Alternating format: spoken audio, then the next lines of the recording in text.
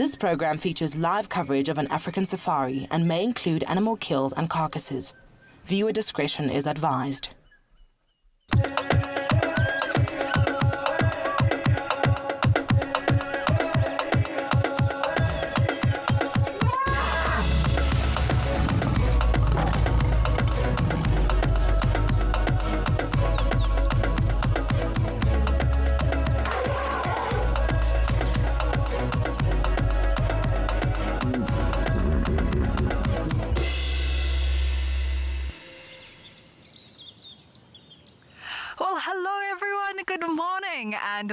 welcome to your Sunrise Safari. It is wonderful to have you on board with us. My name is Amy, and behind the camera with me is Gerrit. And it is a chilly one here at Sandringham, although Gerrit does have his shorts on, so it can't be that cold. It is a beautiful day. I'm hoping that the weather stays and we get to have a wonderful day out in the bush. Okay, well, we're going to start off with a highlight of the lions we find here at Sandringham, the Black Dam Pride.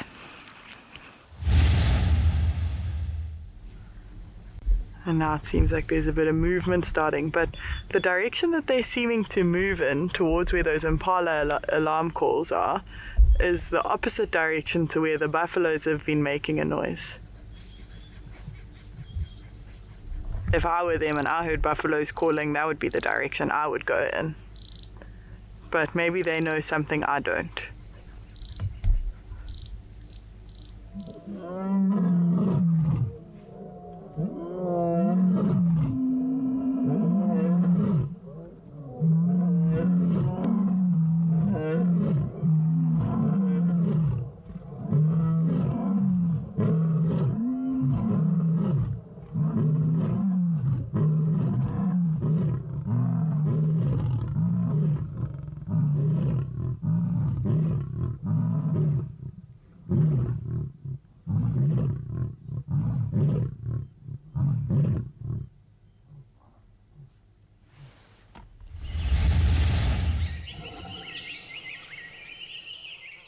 Well, I am hoping to catch up with some of those lions today. Now, of course, we have our teams from East Africa and South Africa out on drive too, and they are also hoping, I'm sure, to have a good day out in the bush.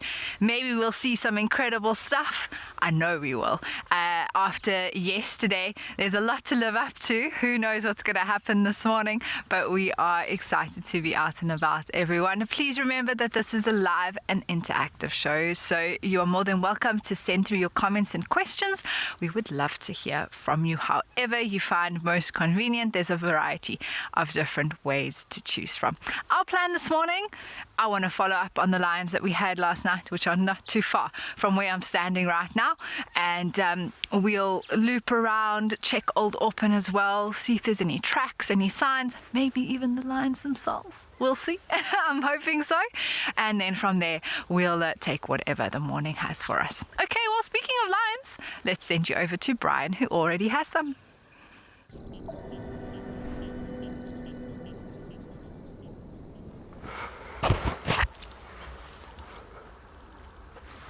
Hello wildlife lovers, good morning. It's a very great morning. My name is Brian. We got James on camera and we are very excited to have you here. Our mission was to look for the R5 and we have one of them here. We have Lepiaoi with her date here, with his date, here. He just went down on the grass there, and it seems that the girl is rolling there, and he is looking the girl. I don't know, maybe the girl is almost ready. I think they're almost done with their honeymoon because it's not really how it was a few days ago. Stephanie, yeah, we got the boys with us. You should be excited.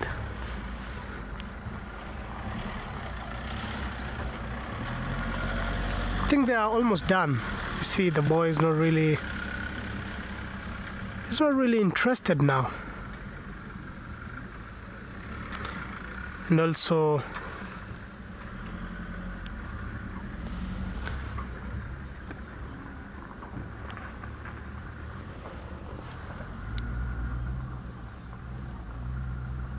all are sleeping. Animal Read, Jambo Jambo, it's a really great start to have the boys with us. And also his bros are not very far from him, about are 500 meters away, so they are not really far. I think the girl is almost up because I can see, oh, she is yawning there. I think she will come.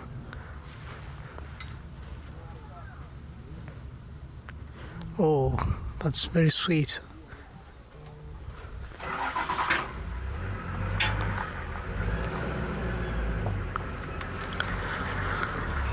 They just went behind the car, and I think they will meet there.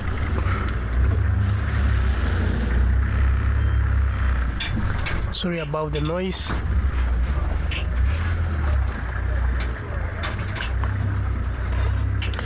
Just try to check if we might see them meeting. Oh, that was really a big.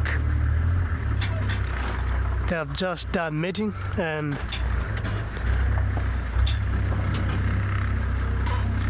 they are in the grass. So these boys currently are mating with the Rekero girls, and it seems that they are happy with them. The girls are no longer interested with the old boys. So I'll just be driving down there to check what the others are doing. By the meantime, let's get to Tim. Let's see what he has on that side of the Mara.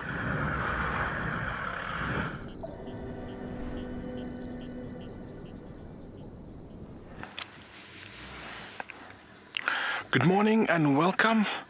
Look at what we have. Kaleo and her cubs, they've come to where we saw the hippo carcass. My name is Tim, and behind camera we have Bungay. So this morning we came to look at the hippo carcass, but then the hyenas are not here, but we found Kaleo, we found Kito, and there's Jojo around here.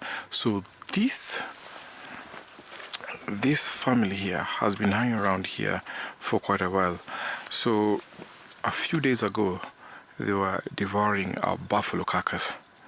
So yesterday there was a bit of a frenzy because we had two hyena clans that were feeding on one of the hippos that might have died from a fight.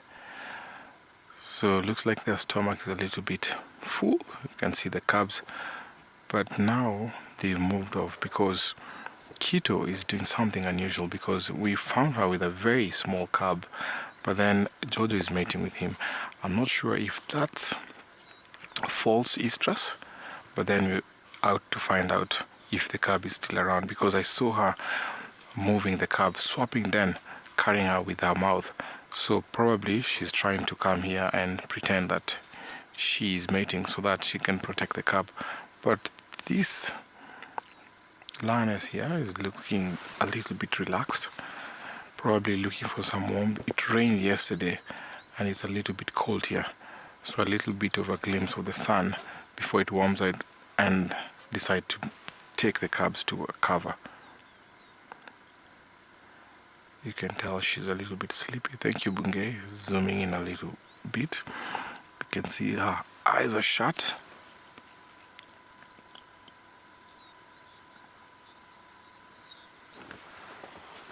Amy, these cubs are getting so big and there's plenty to feed. 2 days ago they were feeding on a buffalo carcass. Now today they're feeding on the remains of the hippo carcass. So there's plenty more to feed here, and that is what these mothers are good for. So whenever the cubs are nursing, so lions keep on hunting on a regular basis, and sometimes they can scavenge. Remember yesterday talking about how lions can scavenge even though they are known to be good hunters. So that hippo meal was very big and there's so much left. So I think these lions have an advantage of that.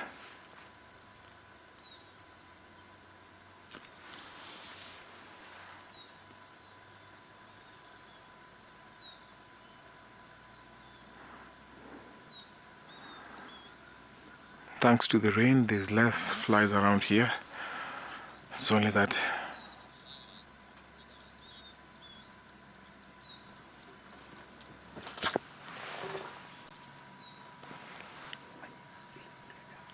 let's take you over to see the hyena's action, or the hippo carcass.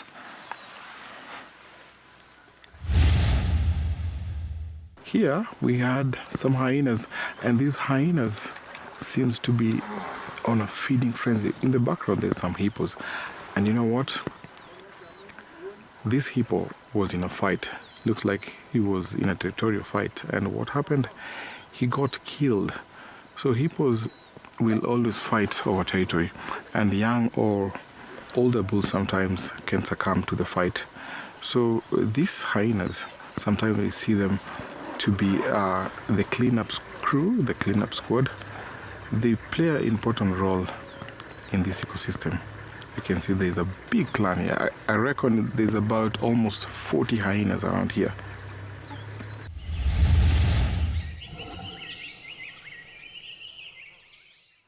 That was a little bit of an action. So yesterday they were devouring on that hippo carcass, and you can tell that there was a bit of a frenzy because there's another clan that tried to come and take over, but the Musiara clan was very firm. They all chased away the intruding clan. So Kaleo looks like she's got company, and looks like that is Enkerai on the other side. So Quito is mating, and I'm sure that is a false estrus. So these two are just relaxing there, and you can tell by just being side by side, that is also how they enhance the bond. So lions in a pride will enhance the bond by laying next to each other, or sometimes what they do, they groom each other, which we call sometimes allo grooming. Looks like it's gonna warm up, but before that they're enjoying, because you can see they're just behind the bush there at a very nice patch where it's a little bit warm. You can see on the opposite side that's a hippo path, so hippos walk out of the creek and back again through that spot. And that's what other animals will take advantage of.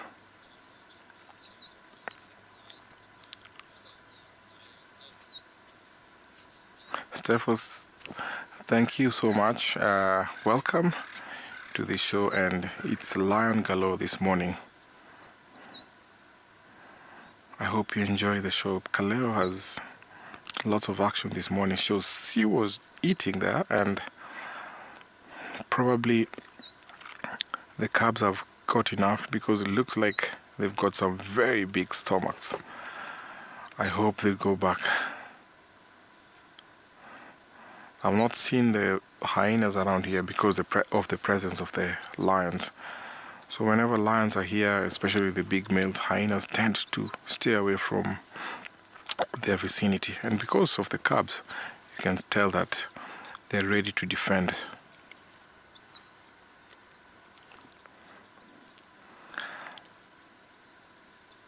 The advantage lions have is when they have a synchronized birth, they all protect the cubs. So you can tell they've been together for a long time, because that helps with raising the cubs and also protection. The bush is moving, that's where the cubs are.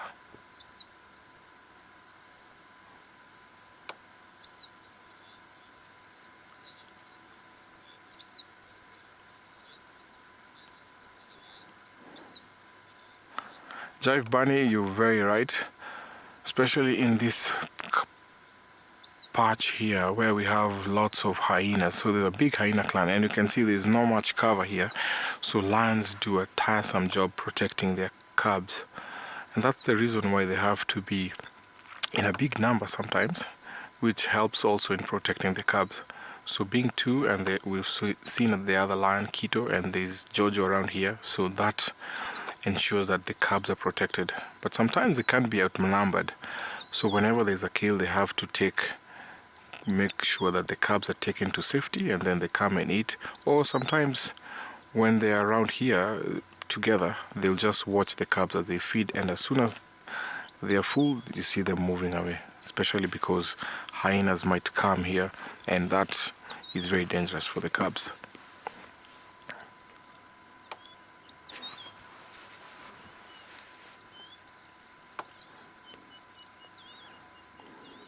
Early morning and late afternoon are very good for lion cubs because they get the vitamin D. So before it's too hot, the cubs are still out in the open. So their mothers will bring them out in the open. They enjoy the sun, and because they've eaten, so they're so energetic. That's why you saw the bush moving a little bit. Seems like it's time to play. They'll play a little bit and then get tired, and then the mothers will take them away to a safe spot where they can rest the entire day.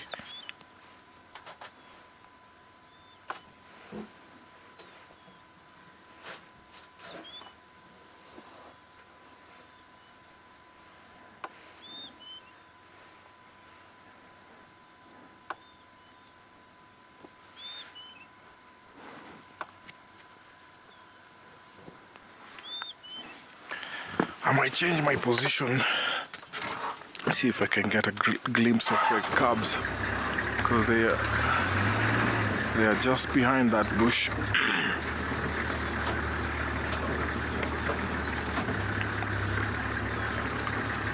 Animal lover, my favorite pride was the Topi pride.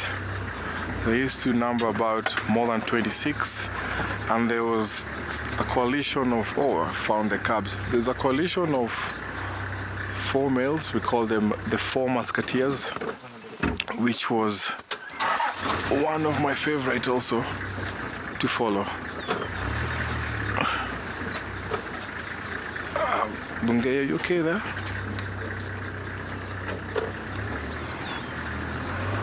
Sometimes it's tricky with the reins to position the car, so I have to make sure I don't get stuck.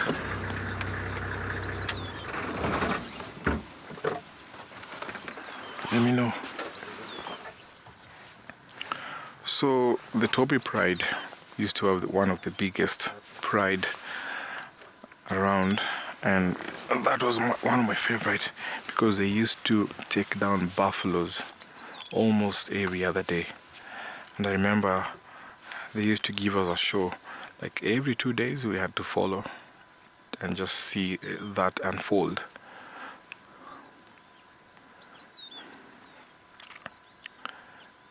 You can see the 2 cubs.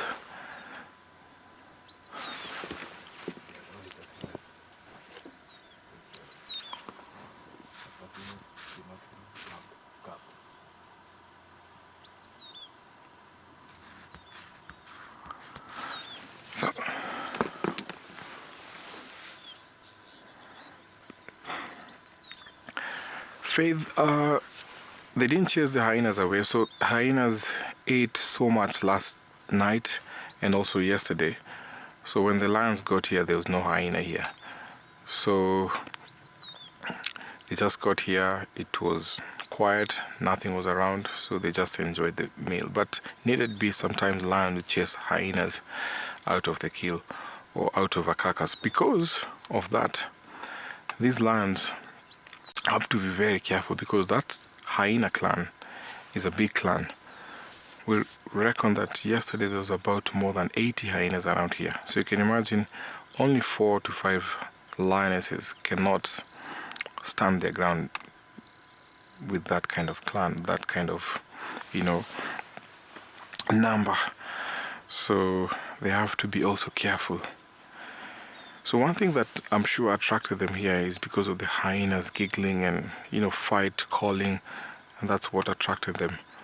And because of that, they have to wait until they've had their fair share. So the presence of the lions also sometimes intimidate the hyenas. Remember, they don't want to fight them because they can be outnumbered, but their scent will make the hyenas go away.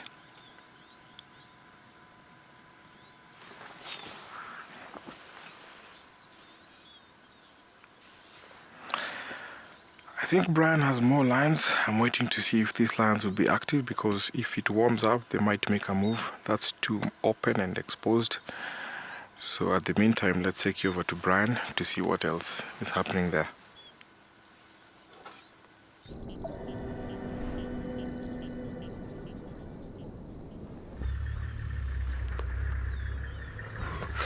Welcome back, guys. Tim was just talking about the musketeers, and we have one of their daughters here. This is one of the Rekero girls. She was with Olonkera, but Olonkera seems he is not really interested with this girl. He just walked away down there.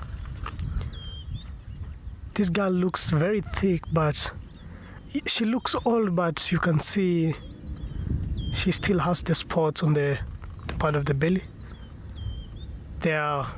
She's one of the breakaway girls. We have 2 old females in Rekero, and she's still young. She's still a young girl. The other 2 are the mothers. The daughters just joined the moms. There are four of them. You can see you can see the nipples. I think she had cubs before, but the cubs did not make. She's just walking to the grass there. And they always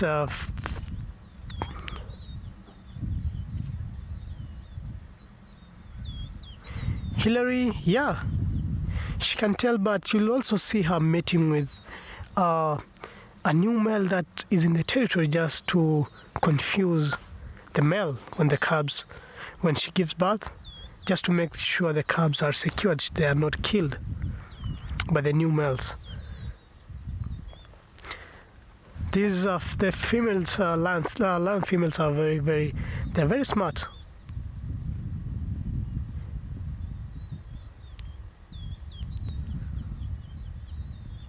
And these girls are always fed well.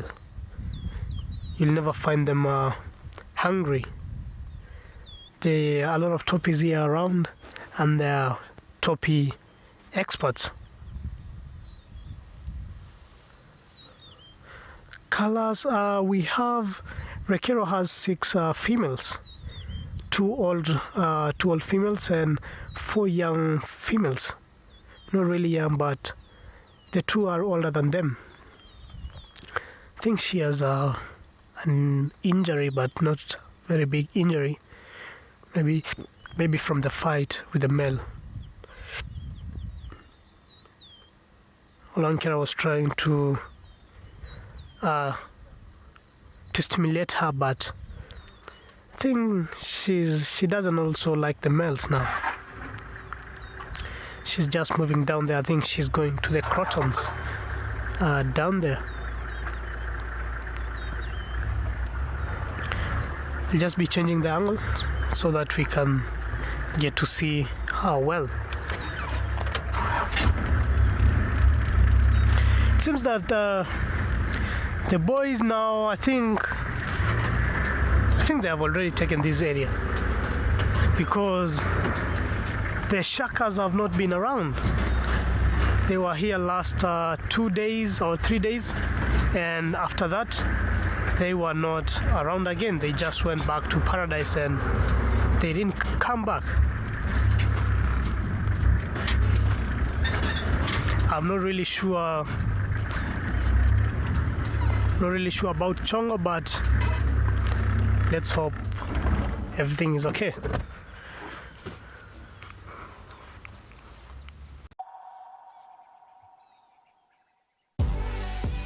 When nature calls, Maui is the only answer. Satisfy your wanderlust and take to the open road in one of our fully equipped motorhomes. Boasting a fridge, gas stovetop, AC and bathroom, our motorhomes are comfortable and spacious, making any self-drive adventure in the Kruger or garden route memorable. Whether you travel alone, as a couple or the whole family, Maui has a motorhome for you.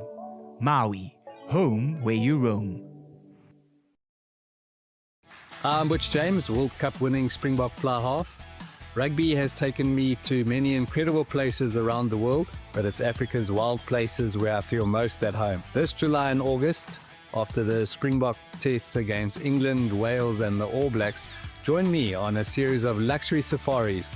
There we will share some rugby stories, open fires and some incredible wildlife sightings, all under the African skies. See you in the bush.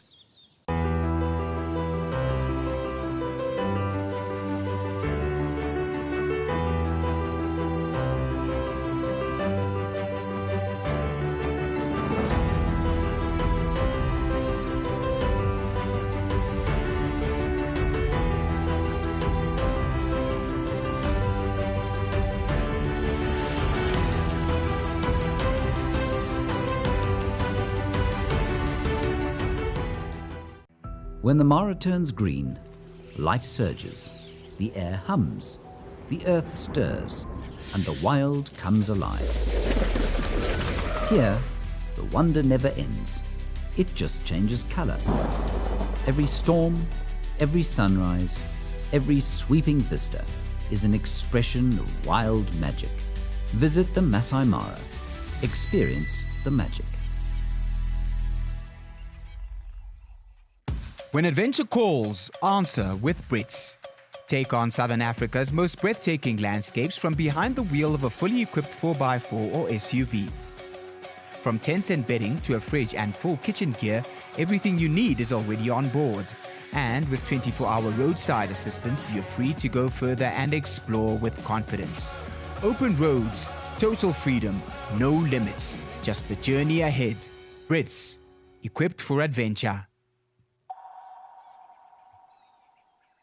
Flows from the dam, and as we all know, lovely leopard habitat, drainage lines.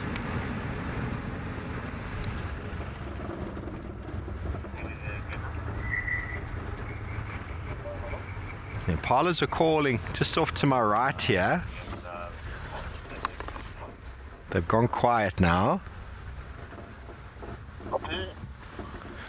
but I got off for a minute to follow the tracks, and you get that feeling like this eminently about to bump into something.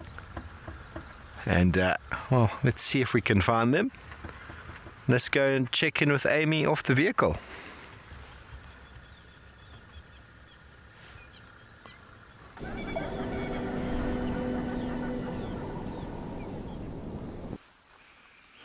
Well, I hear you, Steve. This morning is filled with a lot of potential.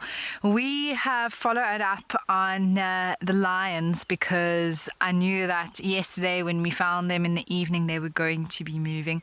And so we looped around. I tried to preempt where they might come out the block. And here we have arrived at the beautiful Timbavati River. How gorgeous is it this morning?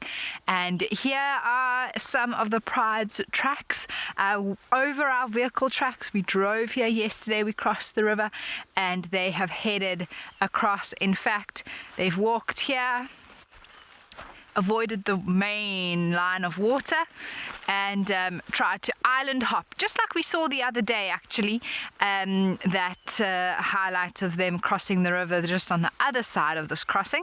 But here on this side they went left around this main stream, and I don't know what their crossing was like, but it definitely happened on this side, and then the tracks continue on the far side of the river. So of course our plan will be from here to cross over the river, and as Steve says, it feels like he might bump into something at any moment.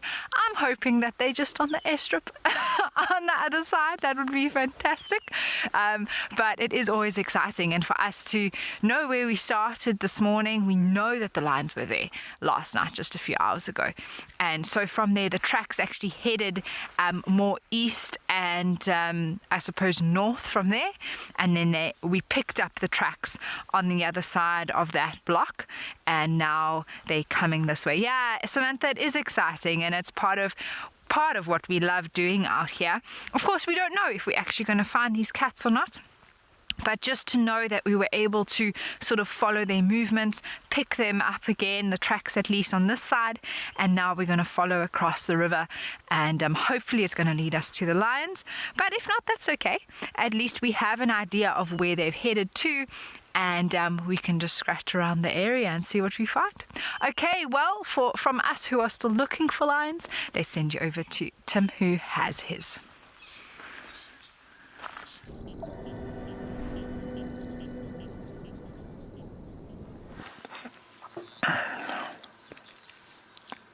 Sometimes it can be a little bit tricky.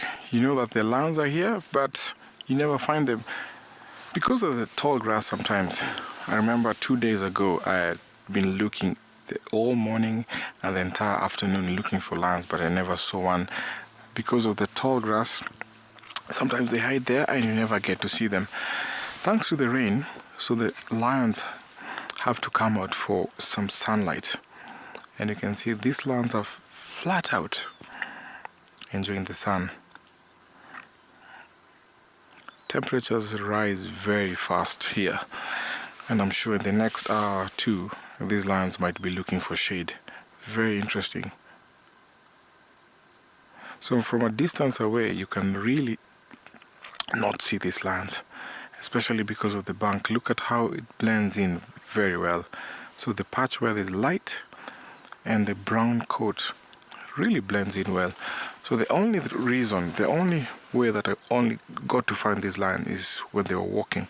So they walked from the hippo carcass to this spot, and that's how I could tell that there were lions around.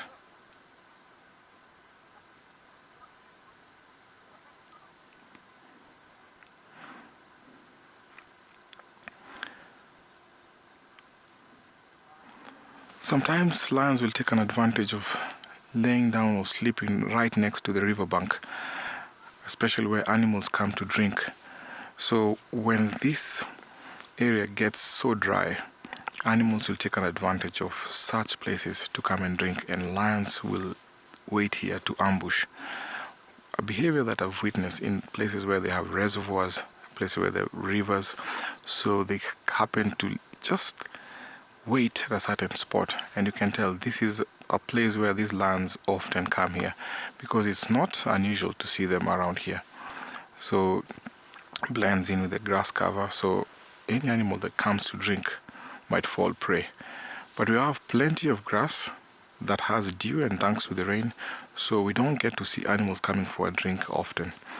But in a few weeks from now, it will dry up and lions will come back to this kind of behavior. So in the meantime, these lions are just warming up. They've already had something to eat, so they're not waiting here to ambush. But lions are very opportunistic. Even though they've eaten, any animal that comes to drink here might fall prey. So they take advantage of any situation that comes.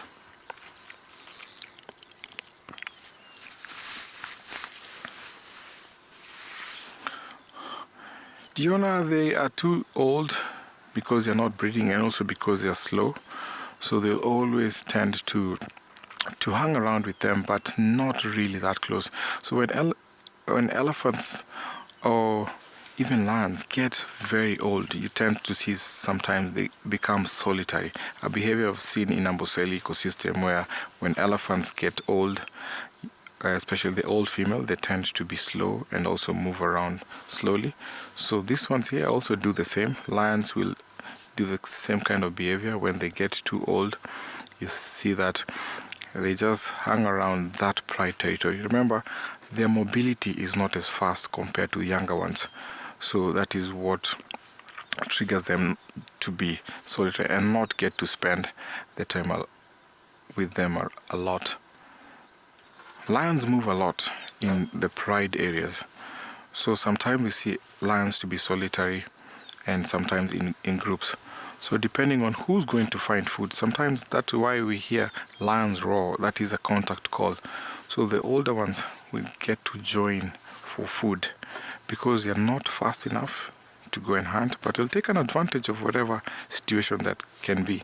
We've seen them sometimes scavenging, or maybe even eating hyenas. I've seen an old lioness take down a hyena at a watering hole.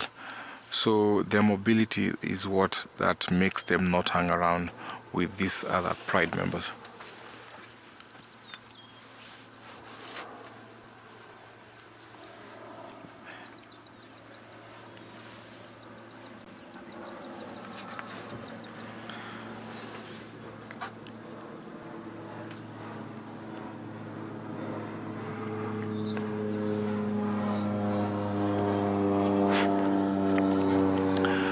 Joey, not at that particular spot, because when it warms up they might look for shade, but they might hang out around this area still. So 2 days ago they were around here. They moved to a different spot, but because of the hippo carcass they came back here again. So probably they might be in the same area, but not at that particular spot. So when it warms up, temperatures rise, they will look for shade.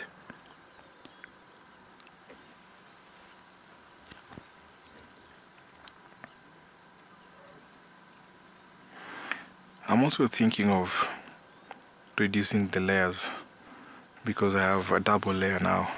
It's warming up, and I'm sure these lions might also do the same.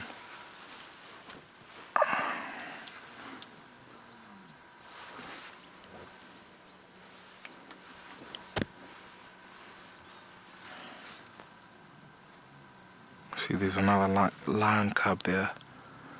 See how that blends in? You can't really tell if there's a lion.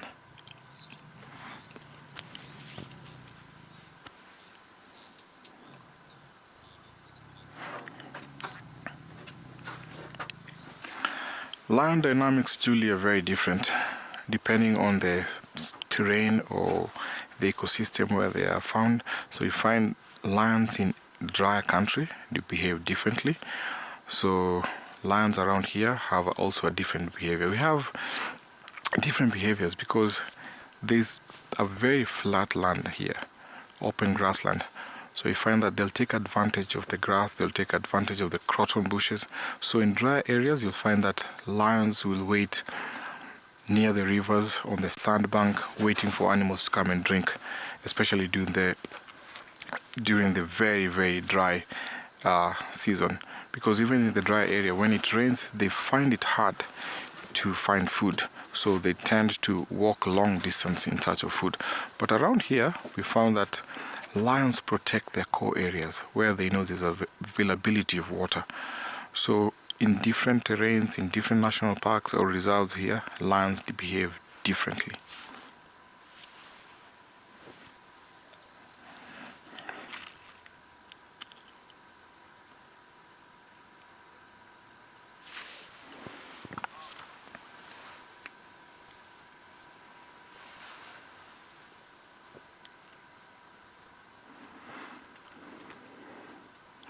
See, one of the cubs is restless.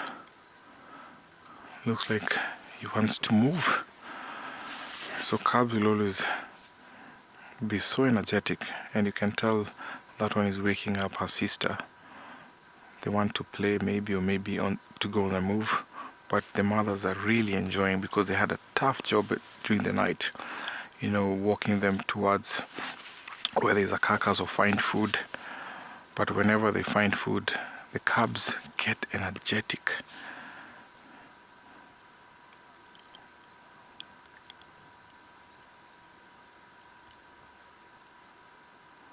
And that's the reason why the mothers will nurse them regularly, because the fats will also sometimes make them sleep, because the digestion the digestion taking place in their body makes them, a little bit lazy. So already the cubs had something to eat, they'll be nursed, and because of that they will sleep. So the mothers have a good time to rest. So that's the reason why lions have to keep on hunting on a regular basis, because then if they don't find food, the cubs will constantly want to nurse. So at least now they'll be supplemented with a little bit of food. And that's why you see the mothers resting. Sometimes they find it hard when they've not found anything to eat. So let's say, for example, they've gone for about 3 or 4 days without eating. So the cubs will keep on stressing their mother, wanting to drink some milk. It's almost about time they're weaned, because you can tell they're moving away from the cubs. Sometimes that's why the lions will leave cubs unattended, even up to about 24 hours. So that will help them get hold of whatever they've eaten and take an advantage of that. So we're going to hang around here because these lions looks like they might go on a move, maybe looking for shade, because it's getting hot. Welcome back, guys. We have here we just found bird of prey. We have a tawny eagle here with us. Tawny eagles are powerful birds of prey. They are commonly found across Africa, including here in the Mara. They are known for their tough survival skills and ability to adapt to many habitats like the savannas, semi-deserts, and also open plains like we do here in the Mara. We have a lot of open plains here in the Mara. They have very interesting facts, and the facts are that they have strong hooked beaks and sharp talons for hunting and tearing meat. Like last time or 2 days ago, we saw a tawny eagle with a baby Tommy. It was a big, not really a big, but I think it was a bigger size than the tawny eagle. Went to double check the small Tommy, and it was pretty big. Another fact about them is that their diet includes small mammals, reptiles, birds, insects, and also the carrions. The carrions they can go also for the carcasses. And another one is that they often follow predators like lions or hyenas to scavenge the leftovers. Also, tawny eagles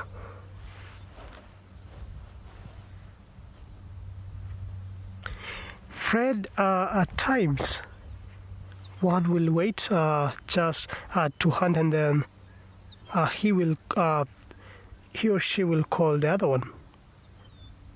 They have a very sharp calling sound.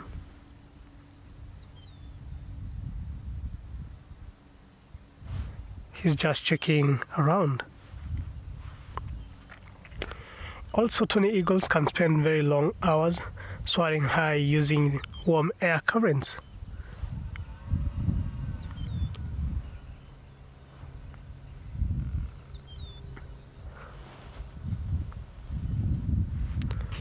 We'll be watching what he'll do next, but in the meantime, let's see the highlight of the tawny with the Tommy.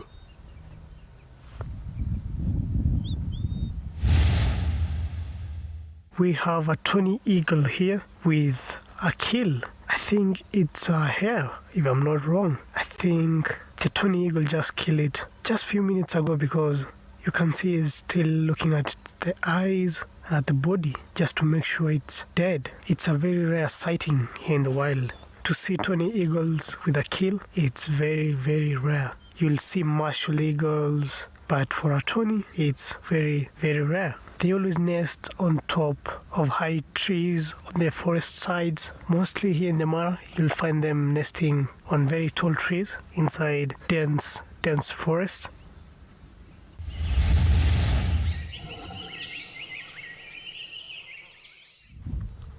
It was really an exciting sighting to watch, because seeing a tawny with a big prey like that, then it's just so amazing.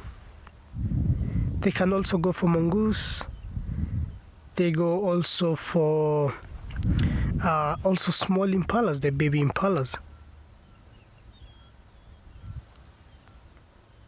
Can see he's just checking around if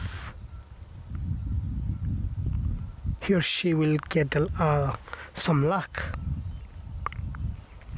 So sometimes colors varies from light brown to dark brown depending on age and region.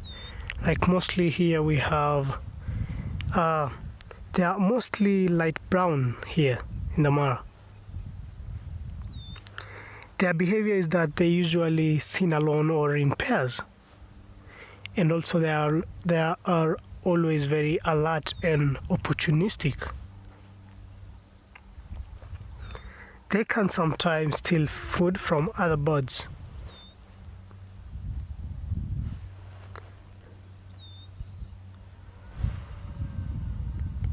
Stephanie, yeah,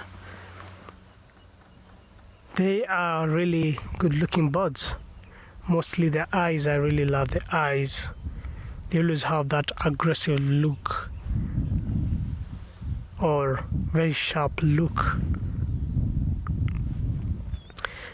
Their size is they can have a wingspan of about 1.7 to 2 meters. Usually the females are larger than the males. They are always much bigger. So when you try to compare the size of the female and the male, mostly also we have also in hyenas, the females are bigger than the males. Also the martial eagle, the females are always bigger than the females. The females are much bigger than the males. They are also very adaptable raptors. They can live anywhere.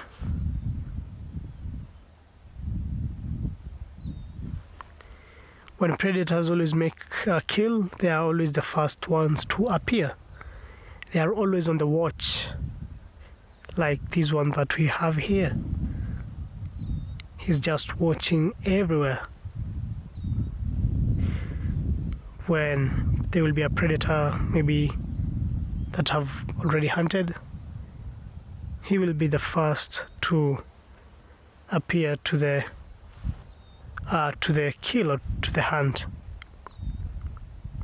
They have very sharp eyesight. It's extremely very sharp. So we'll be checking what's happening around, but in the meantime, let's get to Steve. Let's see what is going on there.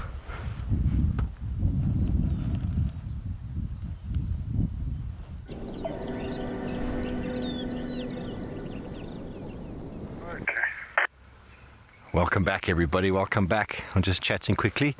We are standing by here. Thanks. So we've been up and down this road a few times, and then our friends at Jackie's, Meet the Leopards team, of course, they found 2 wild dogs who are coming straight. Looks like they're changing direction now, pushing towards the southern side. Now they're turning south. Anyway, that's the way it goes. The wild dogs never go in a straight line. They kind of So anyway, everything's on this property this morning. Our leopard tracks and the alarm calls are there. The wild dogs are there. That's the way the cookie crumbles. We're just going to listen. I can hear a vehicle. Oh, you saw him, eh? I'll let you know. Okay, we're going to keep driving along here then, because maybe they'll suddenly turn north.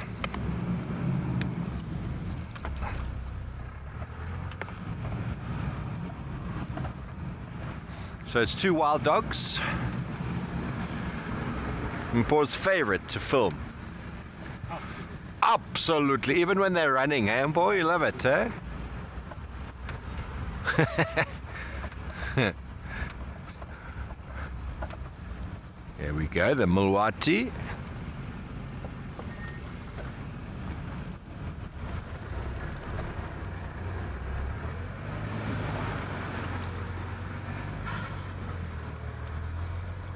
Give us a little dance then, Paul. Atmos thinks the shuka looks so good on you. I took it off because I was ready to Atmos, swing, you know? he took it off because he's ready to swing. Ready to swing.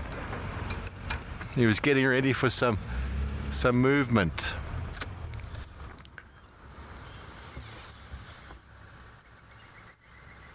I can hear the vehicles.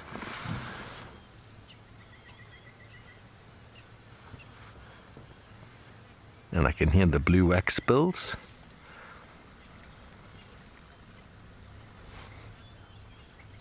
Animal lover, you have a good feeling.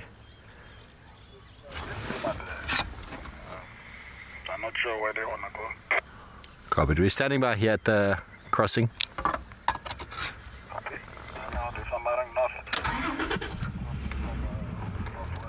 Okay, they're coming back. As they do. As they do.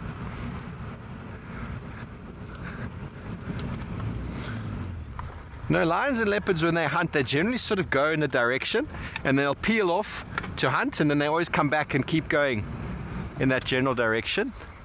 Whereas wild dogs just sort of, they just move.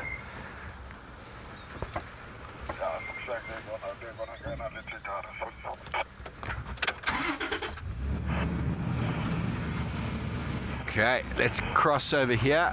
Looks like they're going to come join us.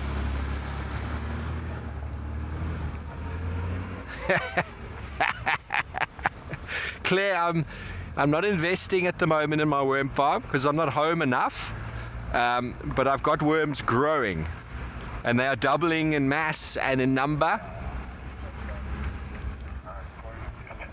Weekly, daily, they are growing. They're growing and they're growing, they're growing. So I'm trying to let them build up their numbers, and then I'm going to build a really big established worm farm. Now it sounds like they're going east again.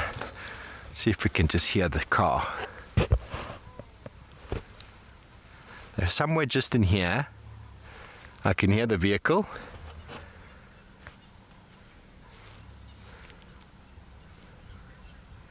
We've also asked to meet the leopard's crew to come and help us find, because those tracks are 2, maybe 3 leopards there again. So worth hanging out with 3 leopards if you ever get the opportunity. And we're in a very similar area now with the wild dogs.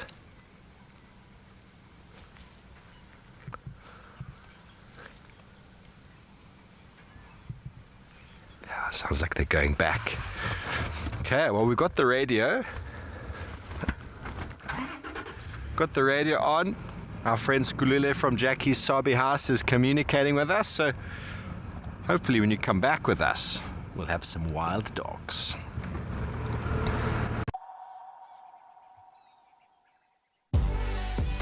When nature calls, Maui is the only answer. Satisfy your wanderlust and take to the open road in one of our fully equipped motorhomes. Boasting a fridge, gas stovetop, AC and bathroom, our motorhomes are comfortable and spacious, making any self-drive adventure in the Kruger or garden route memorable. Whether you travel alone, as a couple or the whole family, Maui has a motorhome for you. Maui, home where you roam.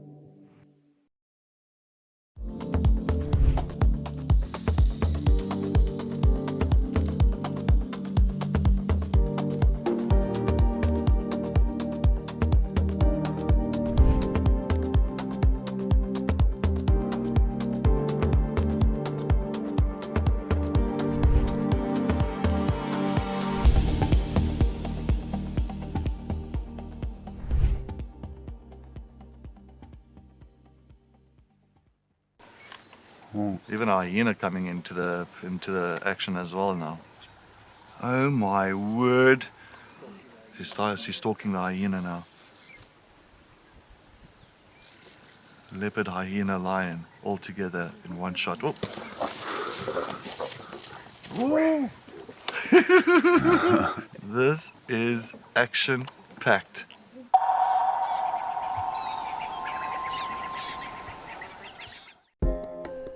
Would you like to know the difference between a male and female wildebeest? You can ask me questions like this in real time.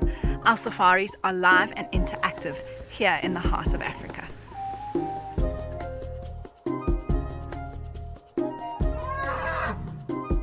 Join me on SafariLIVE and connect with nature.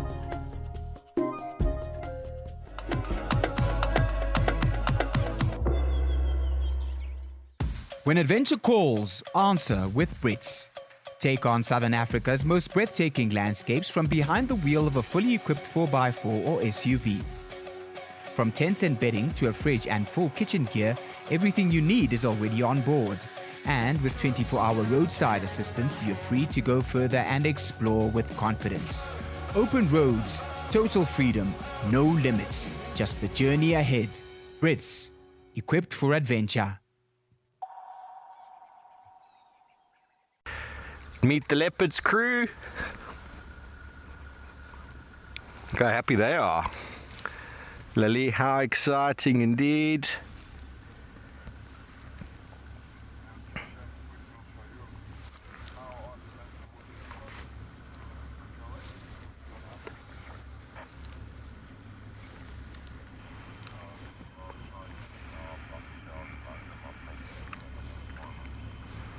Down, Steve.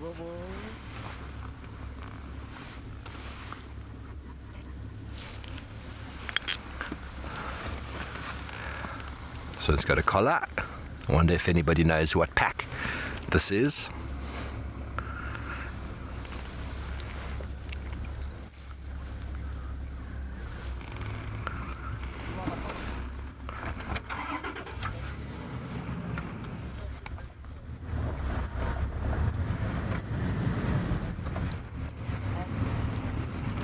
Surely they do look ready to hunt something.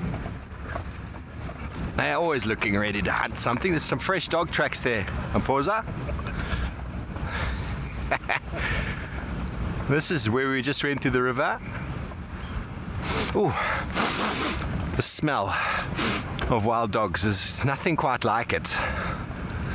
So look, they're not gonna touch the water. Well, they kind of touch the water. They know it's a little bit deeper there.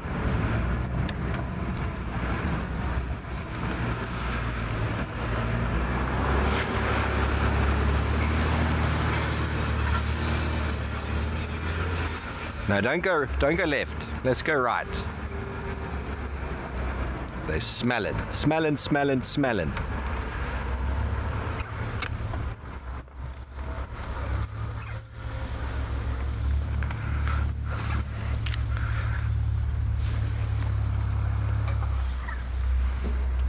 Okay, we were with other vehicles in the sighting.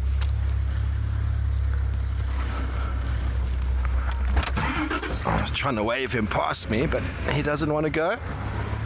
I'll go past. I'll go. They won't go. Morning, Gil. Morning, Jill and Roy. It's always special to see wild dogs. Yes, it is. Yes, it is. And they're going to smash something. I hope you're all ready for it.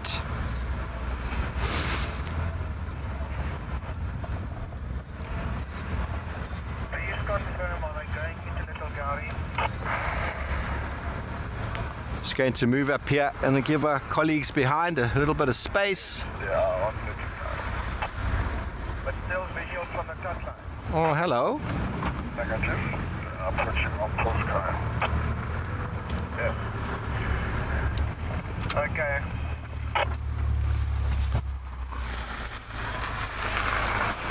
Morning, Meet the Leopards crew. Wave and smile. There's Cedric looking after his crew. I think it's their last day today, if I'm not mistaken. They've had a wonderful time. Okay, looks like Elvis has left the building. I've been waiting all week to say that. Did you like that, Ampoza? Okay, well, we're going to see if we can stay with these dogs, and let's send you over to Tim with his lions.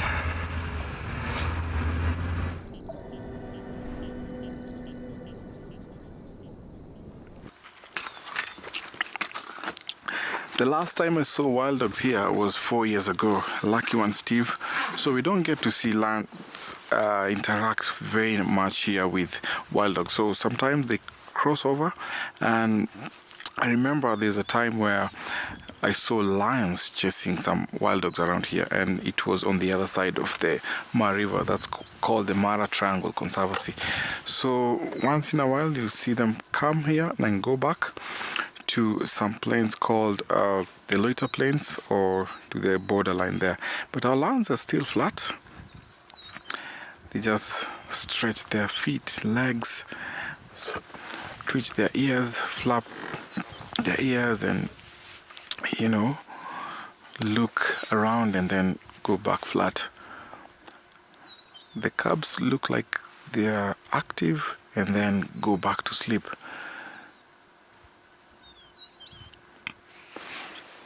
The big male that was around here, I can hear him growling once in a while, and looks like he's mating.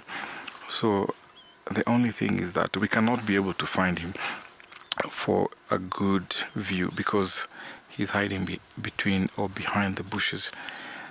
You can see she's enjoying it. You can see how she's stretching her leg.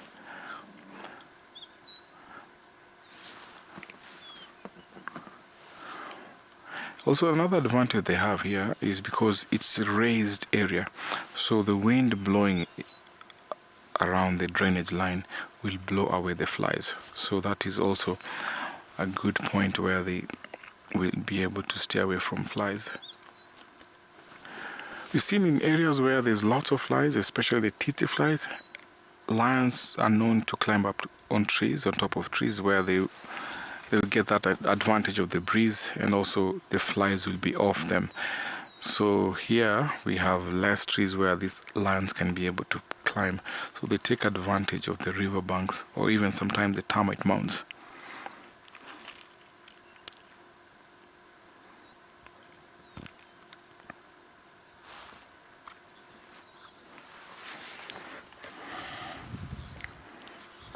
Michelle, what a beautiful spot for these lions. They're really enjoying it. The sun is not too hot, the wind is blowing, so keeping them off the flies. So it's a good point to be.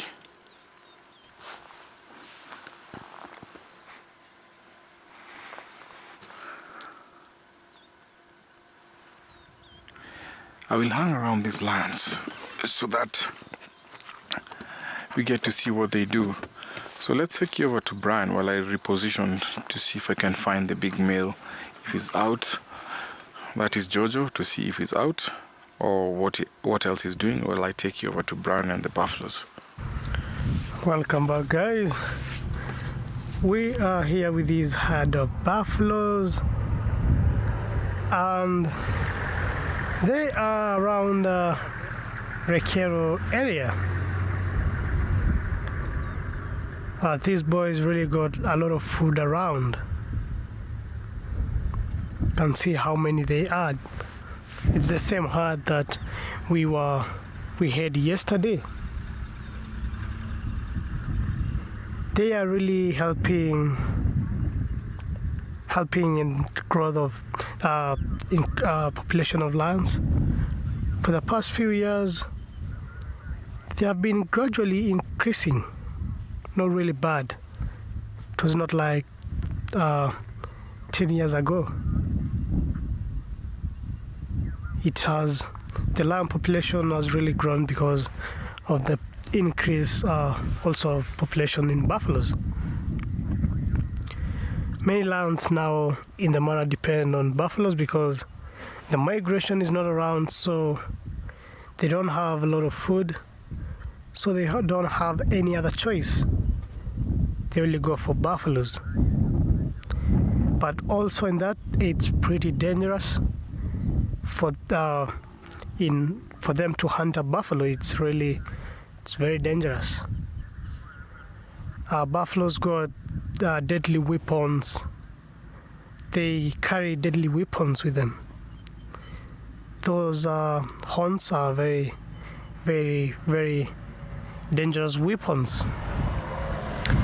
It's capable of taking out a lion. Once the horn goes into a body of a lion, and then it will be very hard for the lion to be treated because the horn makes a very, very deep hole. And also at times the horns also cut the tendons. So it's very hard for the lion to recover or to be treated.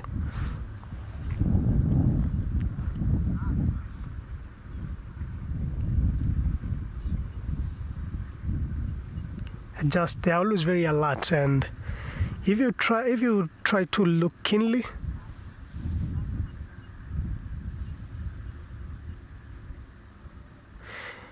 Sandra, yeah, I've seen several times, mostly on the lion dens, and it's really sad.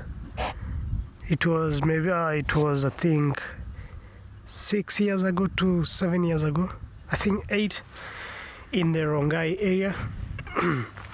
There was a herd of buffaloes that just noticed that a lion den, there were small cubs, and they really killed the cubs. They were stepping on the cubs,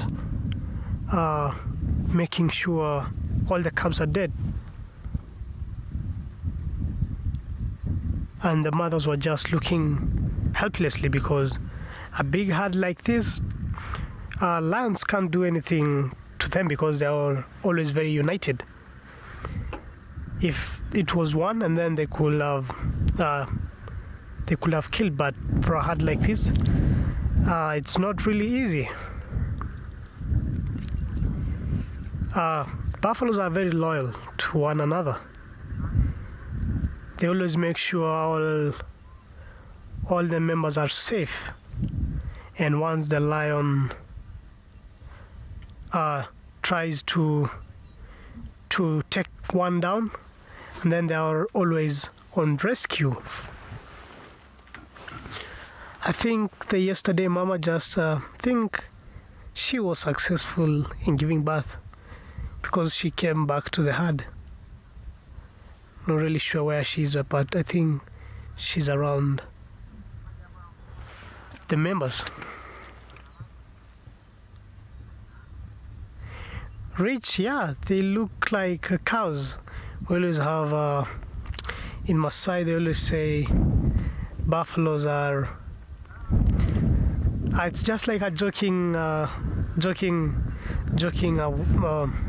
Maasai joke. They always say buffaloes are women cows. They look like cows, but they are more big, and also the horns. They look like they are cow-like.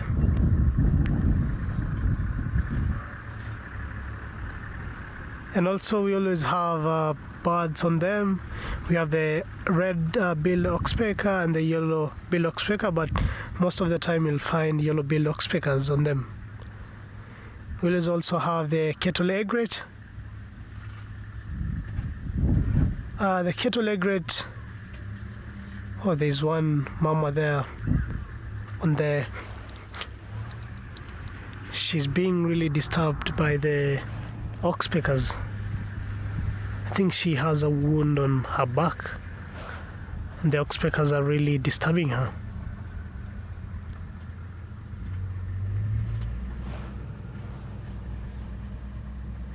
The oxpeckers benefit them, and also they have an advantage and a disadvantage.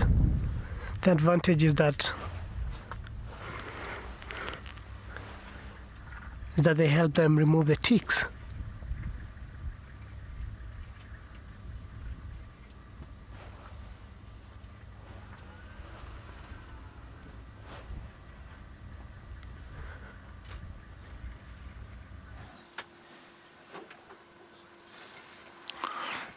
So we've repositioned and look at what we have here. We have Jojo, and there's another lioness behind there. It looks like he's mating. I'm probably thinking that is a false estrus.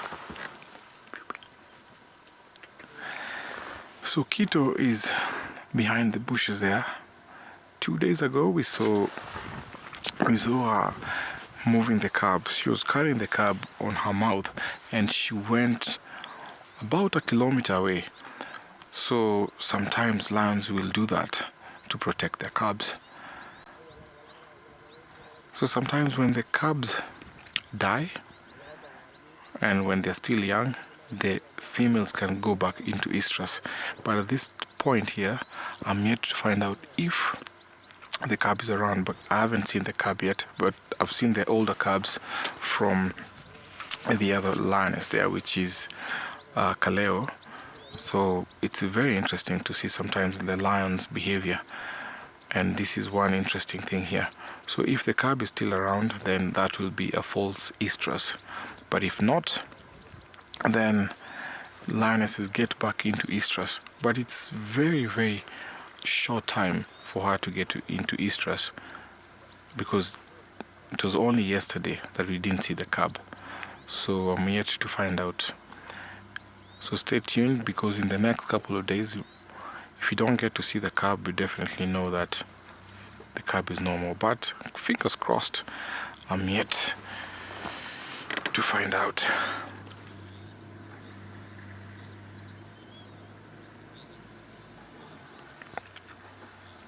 Joanne, mature lions will mate any day. So they're always ready to mate. Remember, this pride sometimes might have lioness that come into estrus, and the lions within this pride, or the dominant males that are within this pride, will mate with them. So they are always ready to mate. Always ready to mate.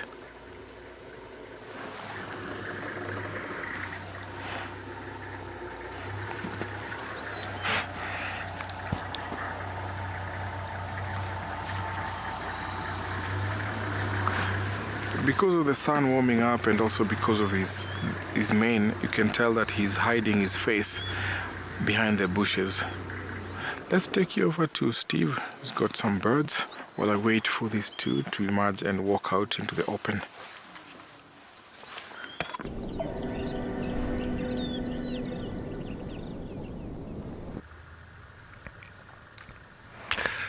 Thanks, Tim.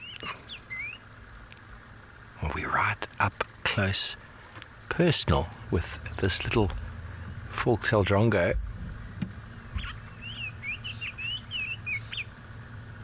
Listen to those noises. See the red eye? You don't always see the red eye. You got an injury on the wing, or did you just do something there? Oh, clearly nothing wrong with his wing. There was also a spectacled weaver a second ago. I think that was a young fork-tailed drongo. They're back over here now. I'll see if I can find that spectacled. So nice to get so close.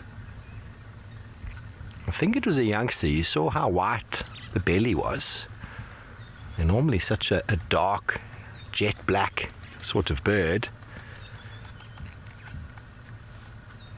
I can hear the pecking of a woodpecker. We are sort of just standing by on this boundary road for any shouts or signs of those dogs maybe coming back onto our side. But how lovely were those calls there. There we go. Carrying up this boundary road here.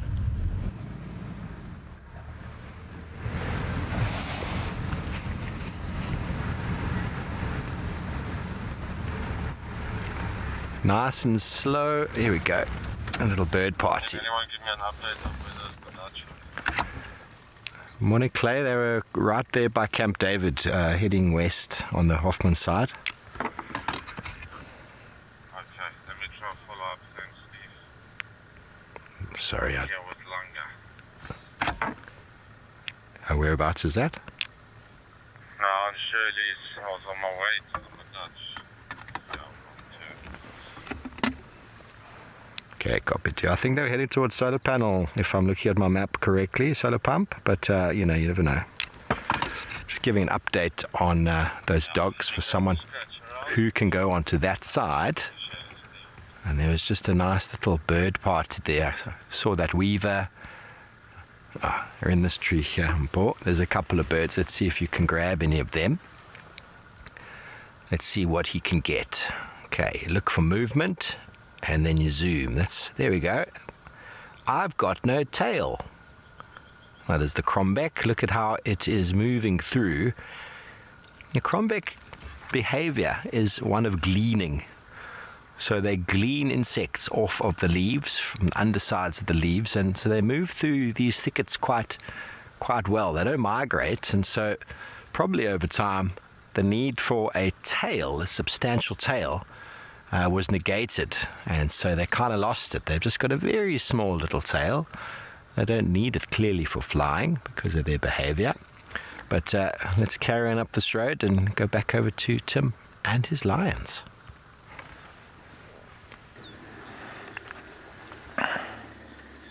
I like watching drongos. They give a very nice, interesting display, and also how they mimic call from predators and then snatch food from the mongoose. Now our lions here are on the move. They just went into a mating spree there, and now it looks like they're going into hiding. So it's been going on and on and on, But even though sometimes we get to see that kind of action, I'm yet to know if this is still a false estrus.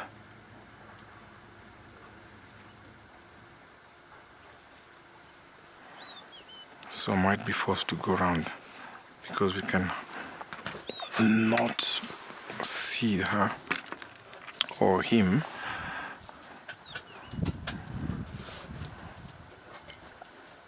So remember, this is where we saw the hippo carcass yesterday. Oh, she's out again on the side.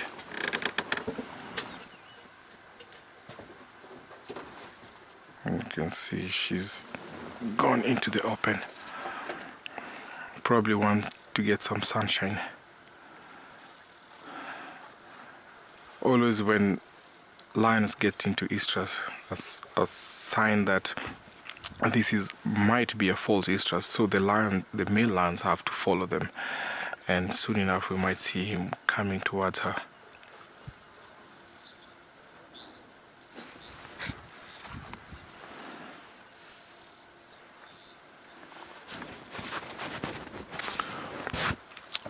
Sometimes they can be able to smell, but in this case, remember, the den is very far away, so that's why she's come here to pretend as if she's in estrus, because that is one way they protect their cubs.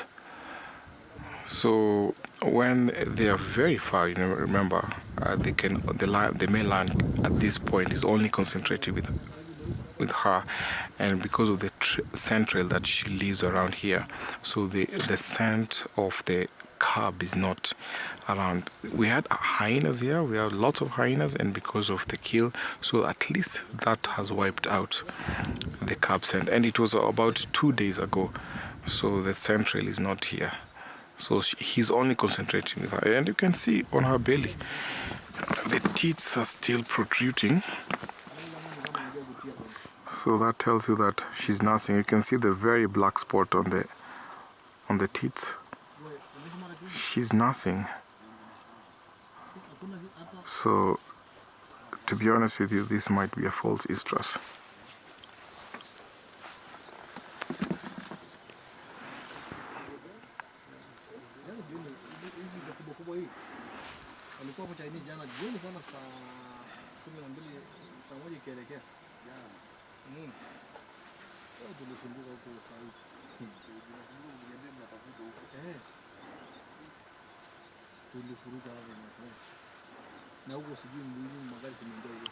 We have other people who've come to watch this, so we are not alone in the sighting. So apparently these are the only lands around the Musiara area where people can come and see. We've not had very good land sighting around because the grass is very tall. It's been raining, so some of the roads are not accessible. So whenever we find or people hear about any land sighting, they will always come to watch. The water level is going down, so it tells you that we're soon going to be having lots of fights, hippo fights. Because whenever the pools get shallow, then they crumble in one spot, and that can make them fight. Remember yesterday we saw that hippo being devoured, and I'm suspecting that was a rival male that was fighting a youngster. Let's take you over to Amy and see what she has while we wait to see if Jojo will come out.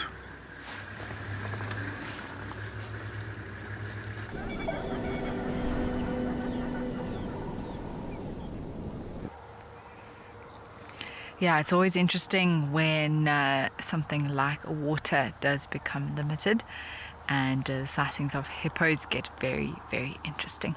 Well, we thought we would just take a little bit of a break from our looping around and trying to see if we can figure out where these lions have headed to just show you the beautiful view. Here at Sandringham, we are so fortunate to have such a beautiful view of the mountains there in the distance, and this morning the lighting is so pretty. In fact, the entire sunrise on these clouds that are still hanging around the mountain was just spectacular. And there's a few spots on the property where we get to have a really lovely view of the mountains. It's definitely an iconic sort of picture or silhouette of the Lowveld, especially from the sort of greater Kruger side.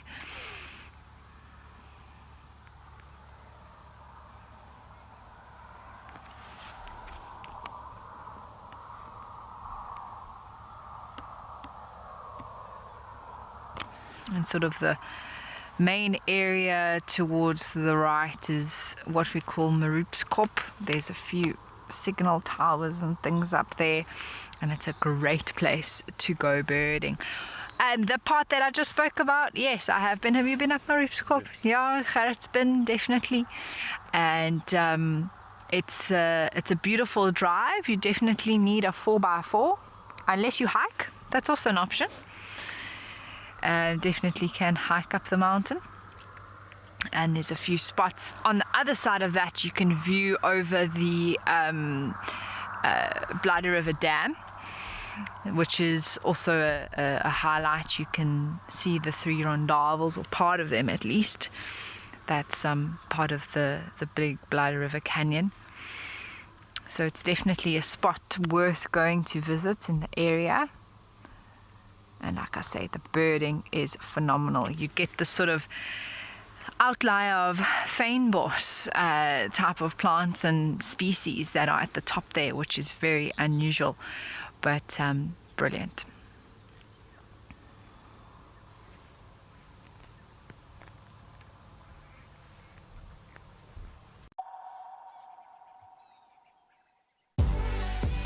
When nature calls, Maui is the only answer.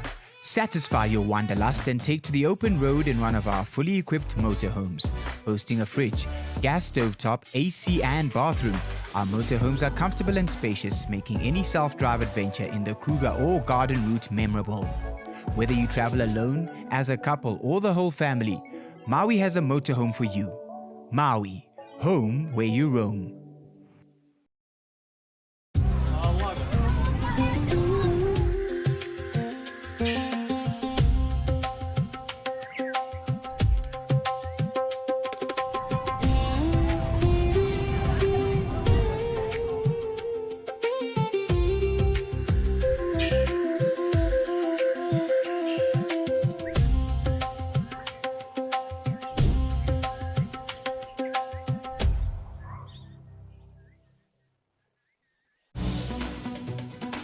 Welcome to your daily catch-up, your 30-minute look back at the past 24 hours out on safari.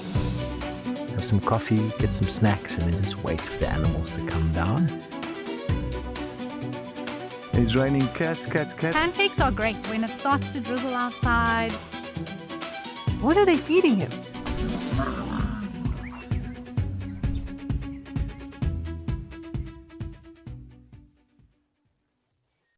When the Mara turns green, life surges, the air hums, the earth stirs, and the wild comes alive. Here, the wonder never ends. It just changes color. Every storm, every sunrise, every sweeping vista is an expression of wild magic. Visit the Masai Mara. Experience the magic. When adventure calls, answer with Brits. Take on Southern Africa's most breathtaking landscapes from behind the wheel of a fully equipped 4x4 or SUV. From tents and bedding to a fridge and full kitchen gear, everything you need is already on board. And with 24-hour roadside assistance, you're free to go further and explore with confidence. Open roads, total freedom, no limits, just the journey ahead. Brits, equipped for adventure. Are around here.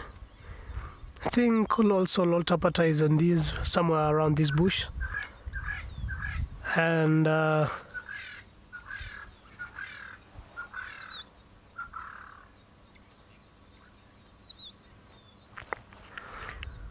we'll watch a highlight where these boys were running and announcing their presence around the Rekiro area.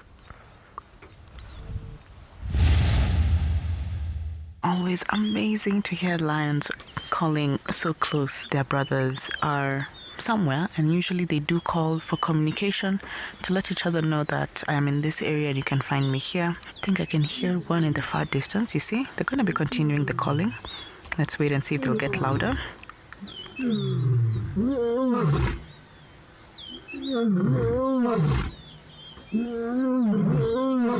Animal lover, they are gorgeous. Can you hear that? Literally, the car is vibrating. There's an echo. Oof.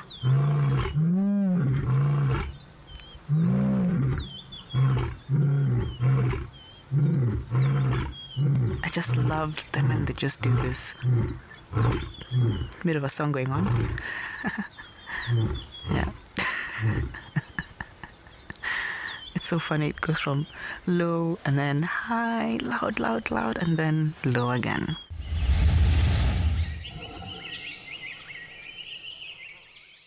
That was a very powerful announcement.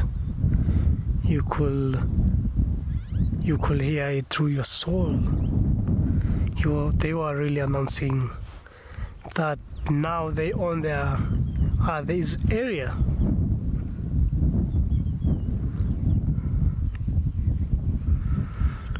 So we'll be here with them, but in the meantime, let's get to Amy. Let's see what we have there.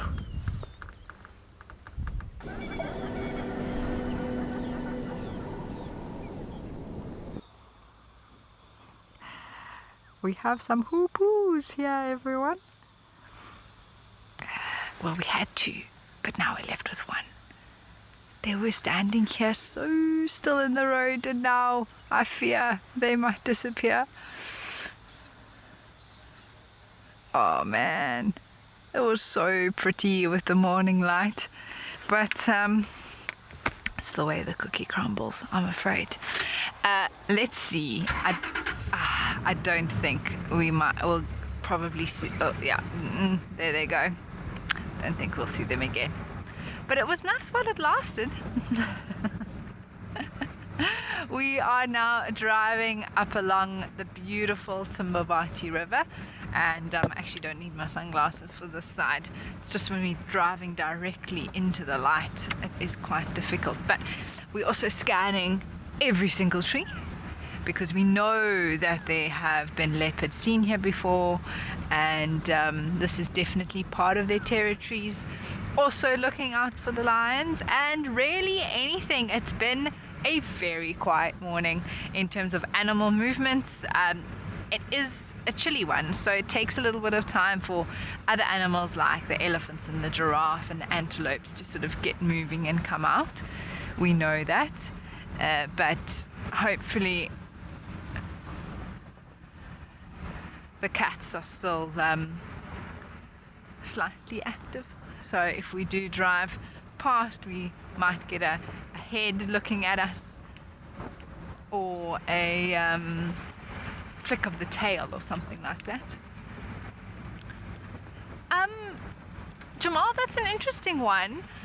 Buffalo roam all over. I suppose thicker areas do provide a sense of safety, but when it comes to... What's that? When it comes to... Did you see that? Oh, was it a monkey? I just saw something hopping around the road, everyone. Just go investigate quickly. There's like a bit of a white tail, but I think Khaled is right. It was a vervet monkey.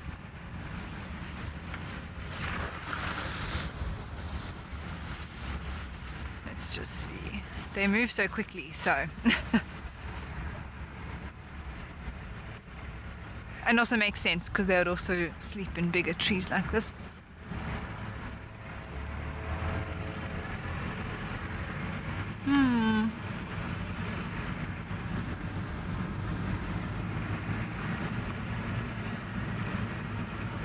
No, but I do agree that it was, I think, a monkey.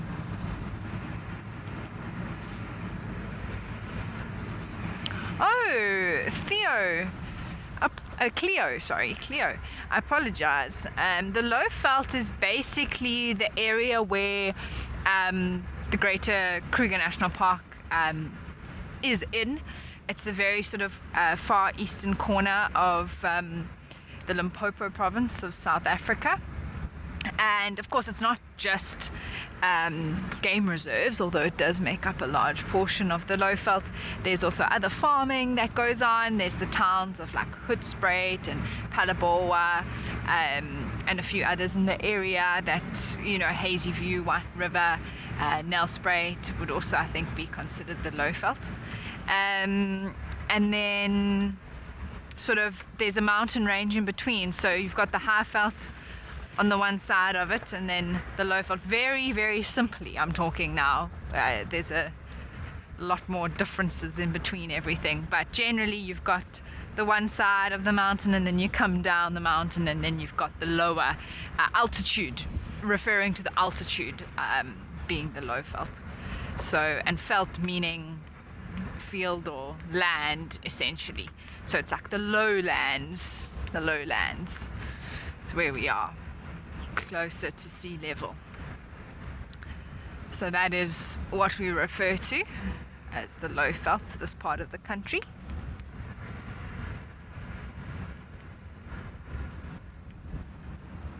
I hope that makes sense.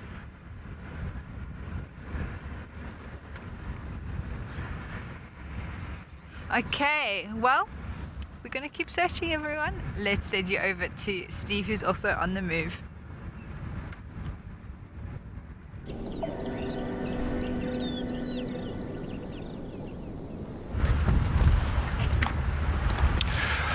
Well, welcome back. We are still on the search for those dogs. They're up and down on the other side of this sort of drainage line, but no one seemed to find them yet, so they're telling me to maybe go back and check where we were before. And I have confidence, Mpoza, don't you?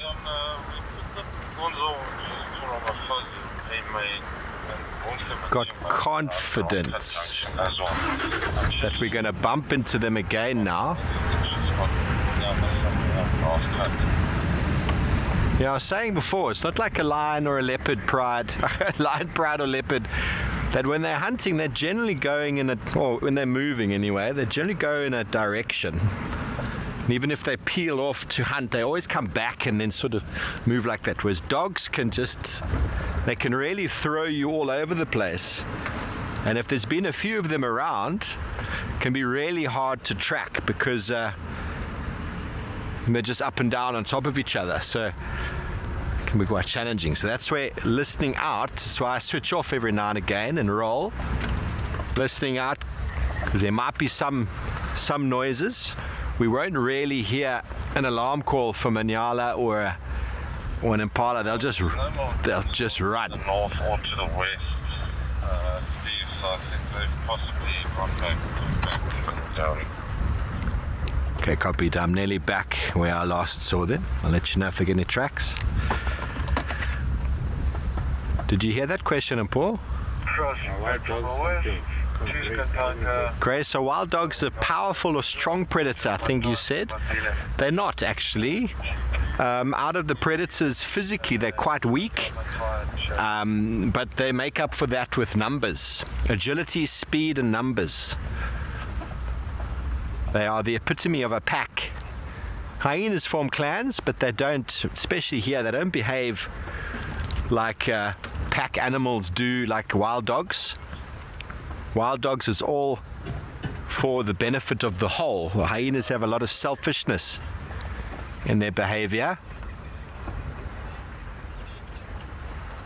But a leopard, a lion, or a leopard or lion catches a wild dog, it's over. That dog won't survive, but needs to get away. So keeping good vigilance, not being too active at night, and spending time in open areas at night. That's how the dogs keep away from the big guys. We're going to do it. We're going to do it.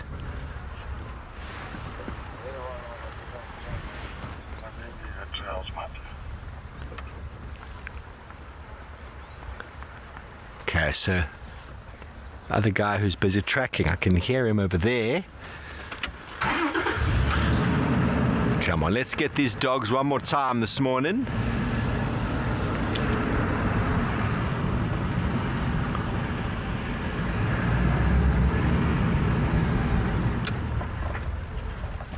I'll find some tracks for you, and then we'll jump off and have a look once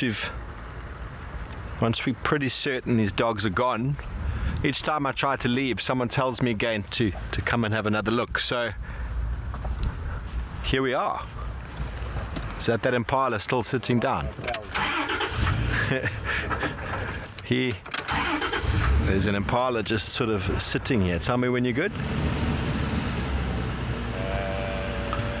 You want that gap forward, eh? Oopsie, sorry, that's the wrong button. So this impala, we had the dogs on the other side of the thicket there the last time we saw them, and this guy hasn't moved. But if you missed our sighting of the dogs a little while ago, let's go have a look at that. This is what it's all about. That is the Jackie's Meet the Leopards crew. Look how happy they are. Lily, how exciting indeed.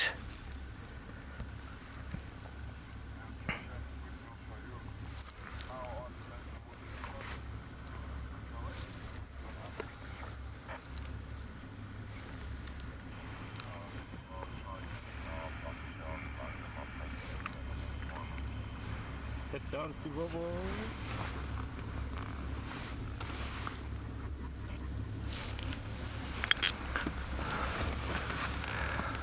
So it's got a collar. I wonder if anybody knows what pack.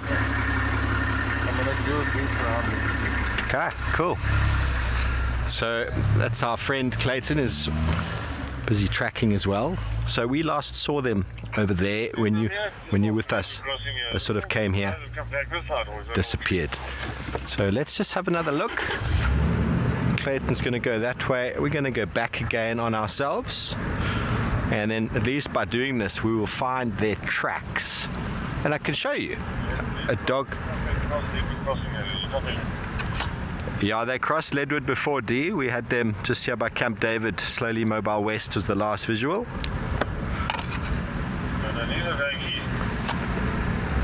Okay, well then that would be fresh. Okay.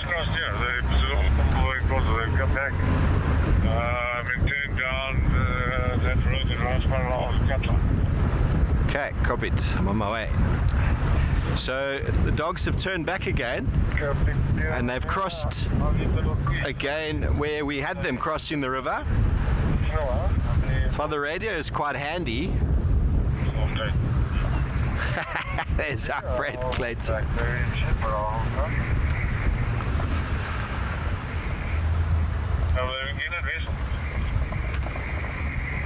Okay, there go the tracks back again.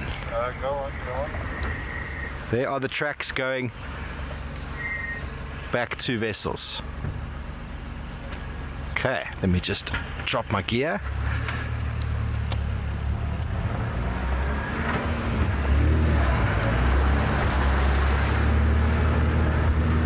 Okay, well they obviously got a mission. They have got an absolute mission today, and they're heading in that direction. So that's where they came from. As I said, there's no sort of direction in dogs' movements. They do whatever they want to do. Sorry, I moved there. I was going to show you those tracks properly, but there was a vehicle. He's gone. He was behind me. Thought he wanted to come through. So those tracks came straight back again. This is where we were when they came. So we'll actually be able to find a track for you here. And they've gone back exactly where they had come from, which is exactly the point I was making. Dogs go up and down, left and right, north and south, east and west. They are the directional, or should I say the non-directional animal.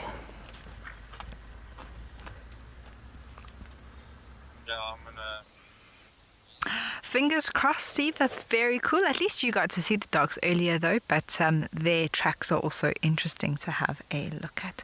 We've hopped off of the vehicle because, speaking of tracks, we have some that I think you'll all be interested to see, and that is of a female leopard.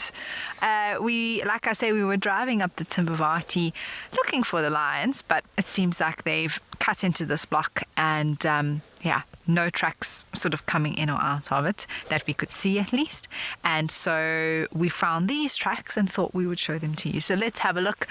Beautiful, beautiful, beautiful female leopard track here. And it looks like, I'm going to think that she walked up from the river, cut across here last night and carried on down the road. But if I put my hand down, just look at that size in comparison to when we've looked at lion tracks before. If I was thinking of a male lion track, this would basically fit inside the back pad just about lengthwise of a male lion track. So you can see how much more petite they are, heading, of course, in this direction down the road. Now, we just drove the whole length of this road, and of course our best bet with the way the vegetation is at the moment is to have possibly seen a leopard up in a tree.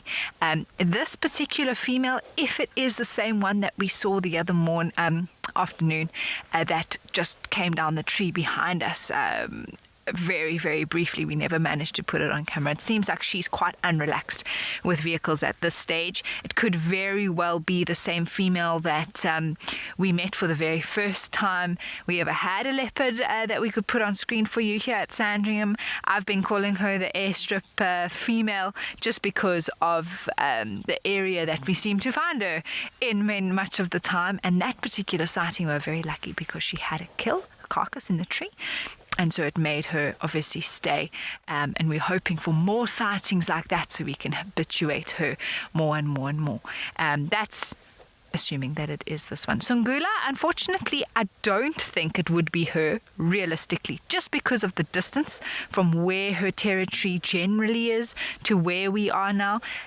Anything is possible. We don't know who these tracks belong to firmly, but it is just a little bit far, I would say, generally for that particular female, knowing that she crosses on from Thorny Bush. Okay, well, we're going to see if we can get a better view of these baboons because they are just hanging out here. And while we do, let's send you over to Brian with those lions.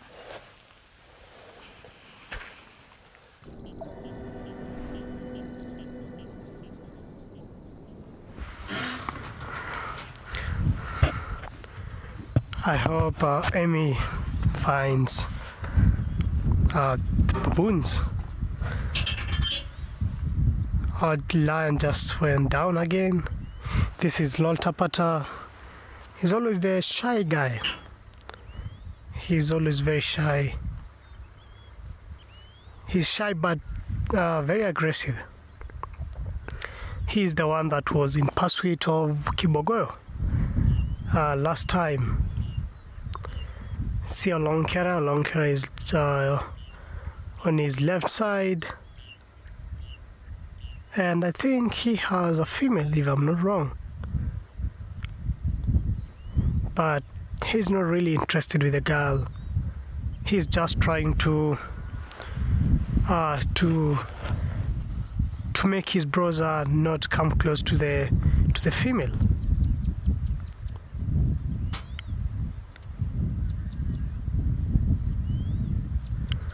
They're really doing great with these females here.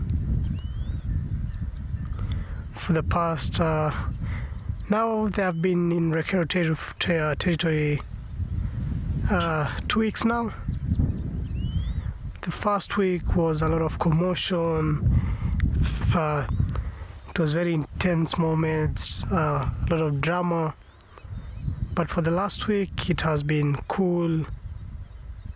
They have been just, well, they have been, oh, he's up.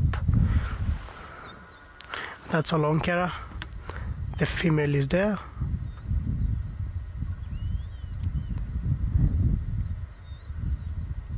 The female just pushed him away.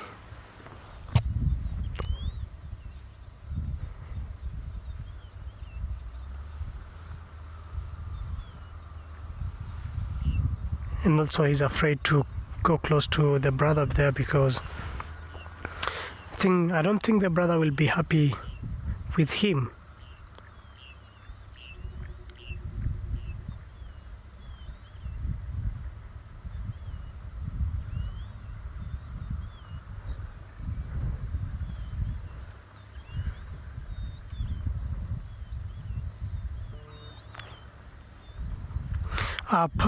The reason is because the Bila Shaka want to keep their territory as they are the natural males of the territory, but the R5 want to take it from them. That's why there is a lot of drama between them and intense moments with them. But I don't think the Bila Shakas will try to come back here again. I think they have already given up. Because these boys are really roaring and announcing their presence around, but the Bila Shakas are not coming to try to fight them. So it means maybe they have already given up. Only the two old guys that were here last time, Kyoke and Kibogoya. Chongo was not around. Not really sure why Chongo was not around, but Chongo is always a very active male. He will come, and if he will hear the males in his area, he will definitely come and check who it is. But he has not really responded for a while now. So I'm not really sure if he is okay where he is or he is not. But let's hope he might appear soon. I can't judge where he is, as they have two prides.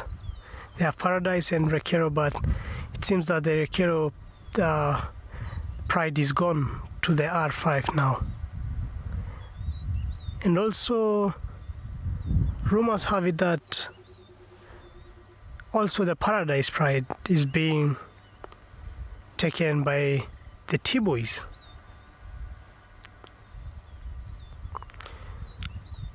So we'll be here with them, but meantime, let's get to Steve. Let's see what he has there.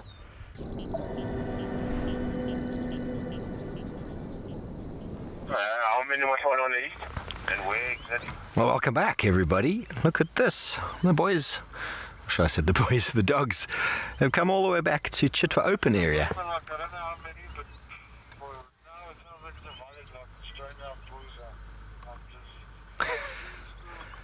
Fascinating. The dogs have done their whole loop around, and they've come back to this open area that normally has got hundreds of general game. And I look around in the open area and I see nothing. Gone. It's almost as if, and there's the Meet the Leopards crew, wave again, happy days, look at them. The wild dog's going to walk right behind their car. Look how excited they are. There's a wild dog. Screenshot that. Meet the leopards, hey? Fantastic. Meet the dogs. Come meet the dogs and cats. Sabi Sand Wildlife Reserve.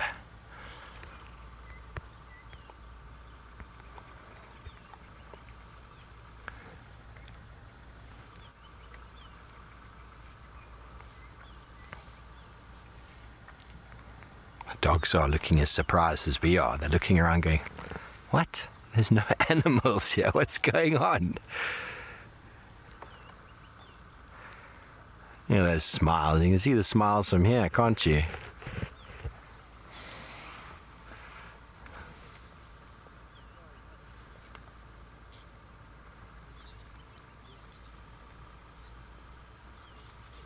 Oh, I don't know. Marianne, I don't know. I haven't had close enough look on either of them to see much what the sex ratio is. I saw a collar on one of them before, but they haven't moved, or they haven't slowed down enough, or we haven't been close enough to be able to see. Okay. Meet the Leopards is going to come past us, and then we're going to go around. Hey, hey.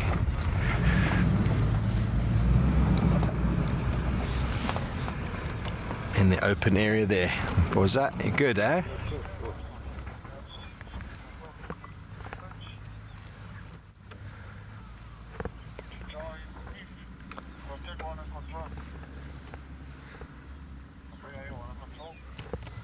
Gemma, this is fantastic. You must keep wearing, eh? The farmering east was the husband, they might grant to the east. So, yeah, keep coming. Okay, we're gonna go.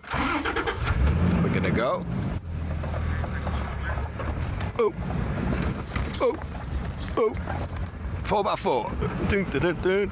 Keep your eyes for me there, brother. And Mpoza. Straight to the airstrip.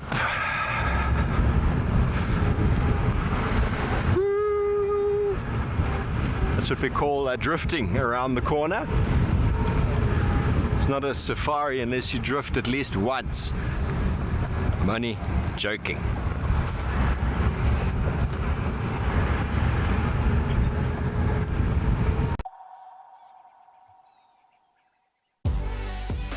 When nature calls, Maui is the only answer.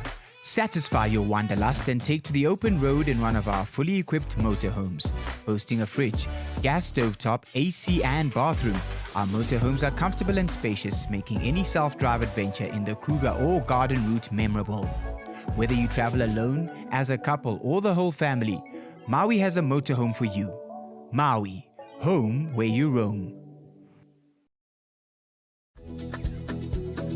Hi, I'm Cedric Dold, Wild Earth presenter and private guide. I'd love you to join me on safari. In September, I'll be at Valgevonden for a beautiful spring safari. And in November, I'll be tracking Wild Earth's famous leopards here in the Sabi Sands. Come and share the wildlife, the stories and the adventure with me. Book now and let's go on safari.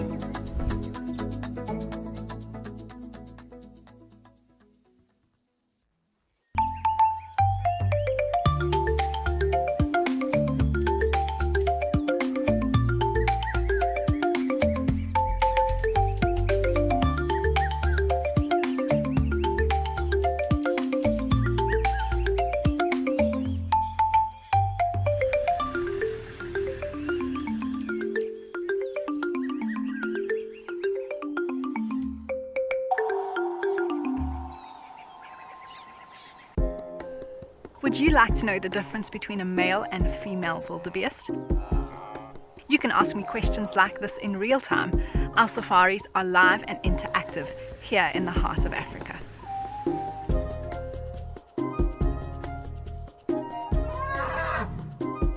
Join me on SafariLIVE and connect with nature.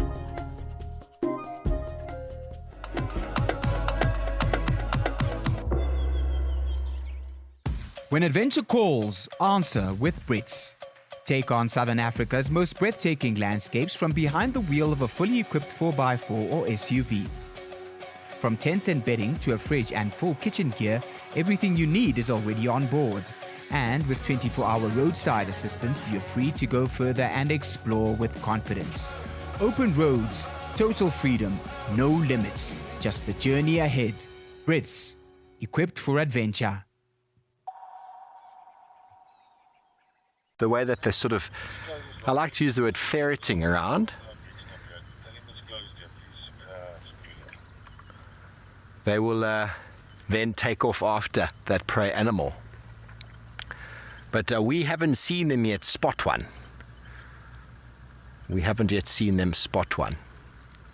But this kind of behavior, sniffing, the dogs have no other reason to move this time of day, to go and have a drink, move around, and then they generally always try and catch something.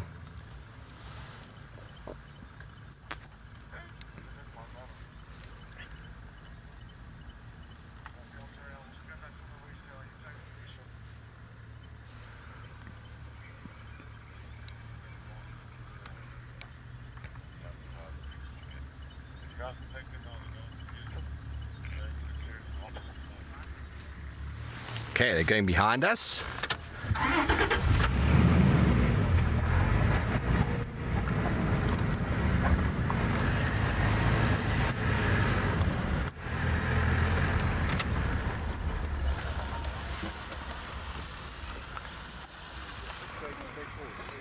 Kendra, yes, it's about the speed and the collaboration. Obviously, one dog on its own is able to catch prey, but then they will focus on smaller prey, like a steenbok or a scrub hare, for example. There's some impala over there.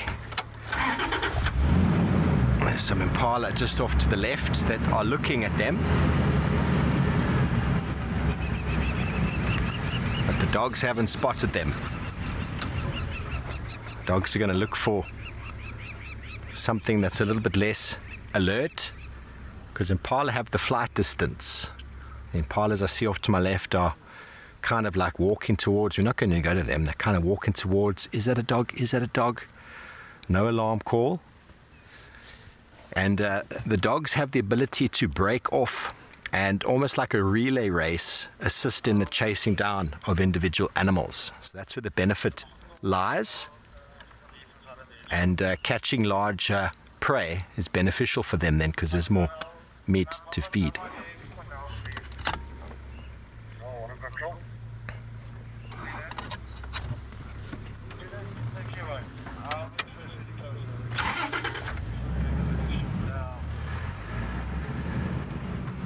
How exciting!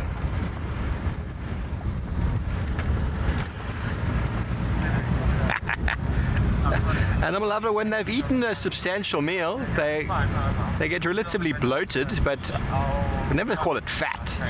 Call it well fed. Call it well fed, not fat.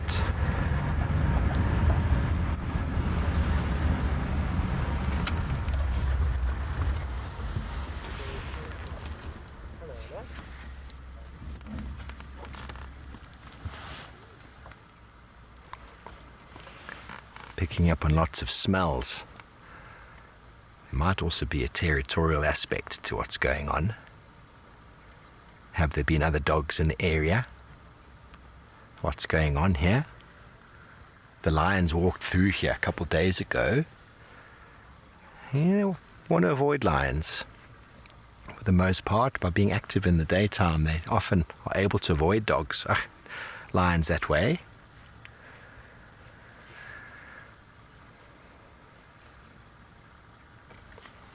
Okay, now we have an opportunity to look for one that's missing testicles. Shame. The thought of that is just horrendous. Well, he's got a pair.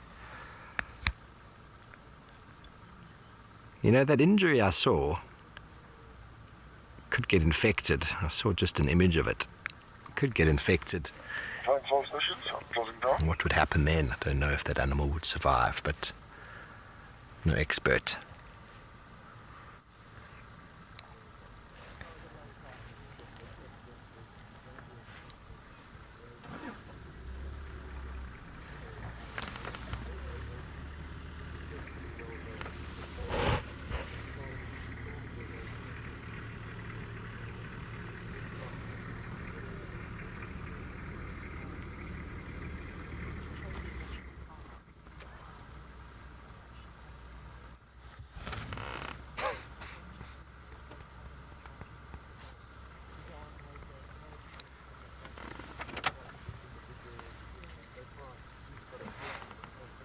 Yes, Lola, there's the two types of tracking academy students. There's the Rhino Guardians, and then there's the Tracker Academy tracking students. They obviously all learn tracking. The Rhino Guardians move more into an anti-poaching kind of role, and then the other trackers move into a on-the-vehicle tracking position. I know that when I was there, Sandringham, the owners, Sabi, they were actually looking for a number of trackers coming out of the academy. So yes, there is work available once you've done the extensive one-year course with Tracker Academy. Generally, guys are quite well versed to move straight into a job. It's a very intensive year of tracking, and they learn an enormous amount, going out with a number of different experts in their field, the likes of Renus Mhlongo, Innocent Ngwenya, Robert, I think its name is Ndlovu Robert. So some top of the range trackers are their mentors, and they teach them and then assess them. And with those kind of guys behind you, You can only go from strength to strength.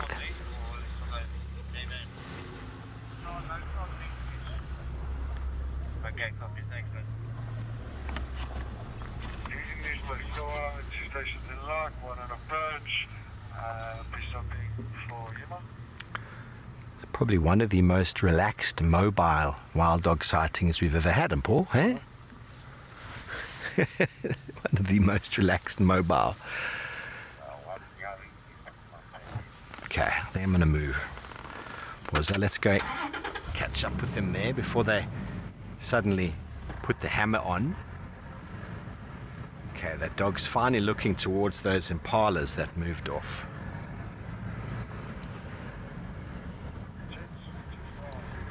Rosemary, love the white fluffy tails.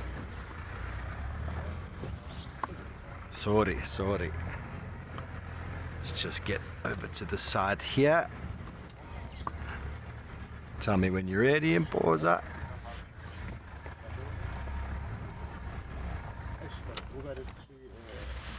Uh-oh.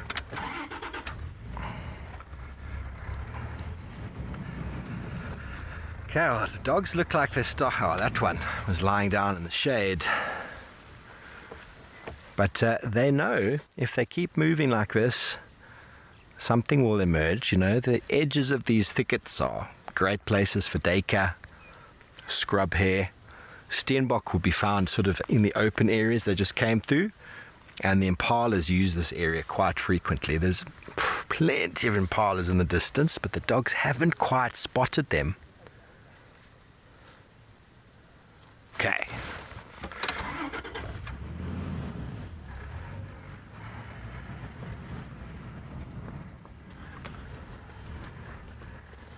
I'm going to go that way and pause up.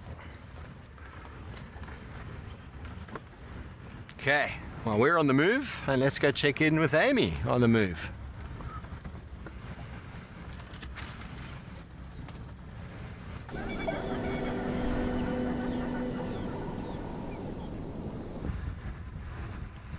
I am indeed on the move. There's some lion tracks, not the freshest, but they are coming down here. And that's awesome. I'm so glad that Steve got those dogs again. It's always a treat to see wild dogs. They come and go so quickly, so you've got to make the most of them when they are around. So that is awesome news. We have just come out here to the beautiful open clearings, and nice to know that there's some lion tracks around. You never know what we're going to find. They will continue to surprise you. I mean, the tracks that we had this morning were not of the whole pride. Yeah, there's definitely another whole group moved down this area. Now I've got to keep my eyes peeled here again. Goodness. So there's probably, I would say, 2 to 3 different groups of lions, and there was one that crossed that side, but there's definitely a second one that came out from wherever they came out from, and came down this road or this area. There's been a few occasions where they've all been together. They do link up from time to time, and that's not always around a kill. I mean, we've had a group of them, around 9 or 10 I think, that were on a buffalo carcass, and I don't think we saw the other ones. Ooh, Holly, that's difficult to choose just one. On Meet the Leopards, I mean, we were so fortunate to see so many different leopards, but also wild dogs, which I think it was so exciting because we got everyone had the chance to experience a little bit of Ferrari safari.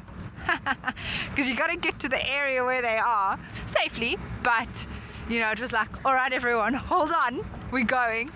and then couldn't find them, but we could smell them, and there's that excitement in the air, and then there they were in the road, and everyone was ready. That was probably the most exciting moment sighting that we had. But I think also seeing a Tipi and Tiani mating, and being able to spot them. So we heard they were in the area, but everyone had lost them. They disappeared into the thicket, and we were driving past, and I just looked to my left. I was like, oh, there they are. And there was just the right gap at the right time, and we had them to ourselves for a little bit, which was really nice before the others arrived, and then we let them be. But we got an awesome sighting of the two of them, which was really, really cool. So that was also difficult to pick one. Okay, well, I was hoping we were going to see some impala out here on the plains, but everything seems to have abandoned us in this clearing at the moment. But in the meantime, let's send you over to Brian, who does have some impalas.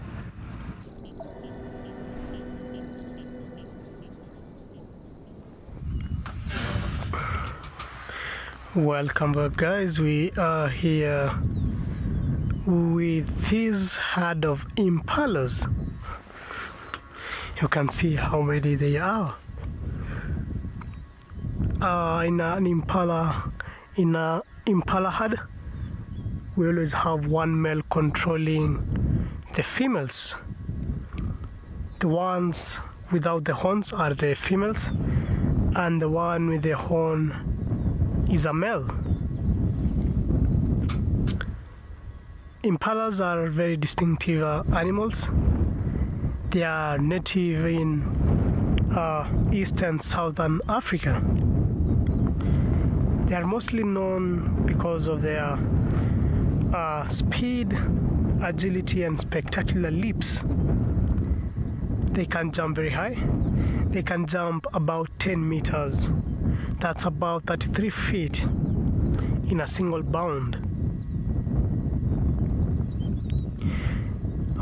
Quick fact about impalas: they are mostly, or their habitat are mostly in the savannas and the woodlands. They feed on grass, leaves, shoots, and fruits.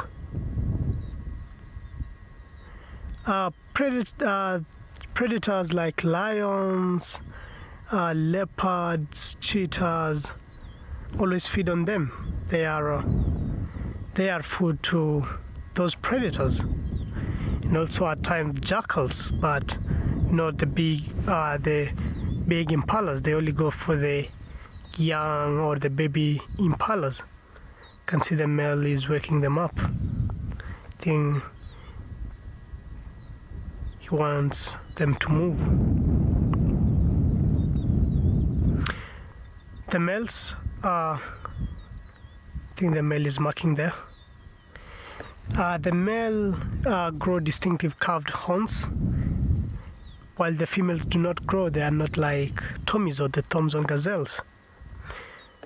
Both the male and the female Tommies have horns, but female Tommies have shorter horns than the male. The male is just moving around them, showing that he's the dominant guy and he owns them.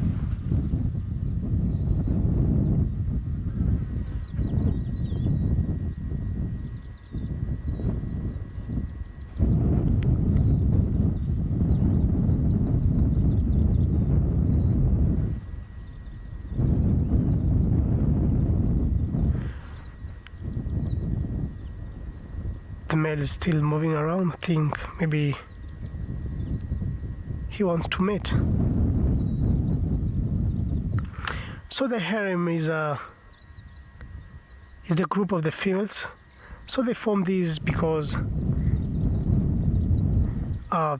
also when they are for their reproduction, and also mostly for their security, because the more they are, they have more eyes, and they can they can detect or see predators first before they are hunted or before they lose one of them.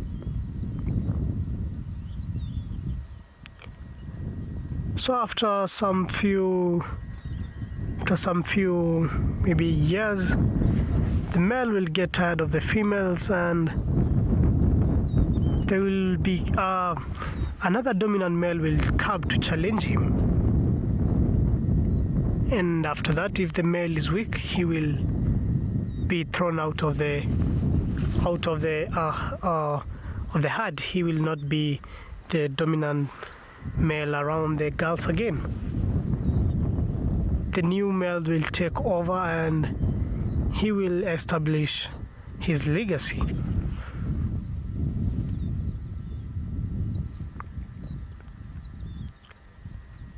When the impalas have young ones, they always try to be they try to separate from the herd. They always try to go near the bushes for more cover for the young one, and also to watch over the young one while it grows. Then after some few weeks, she will introduce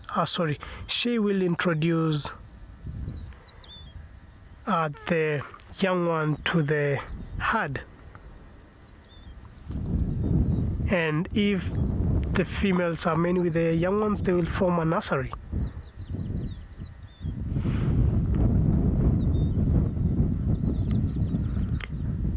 So we'll be checking what's happening around, but in the meantime, let's get to Amy. Let's see what kind of birds she has there.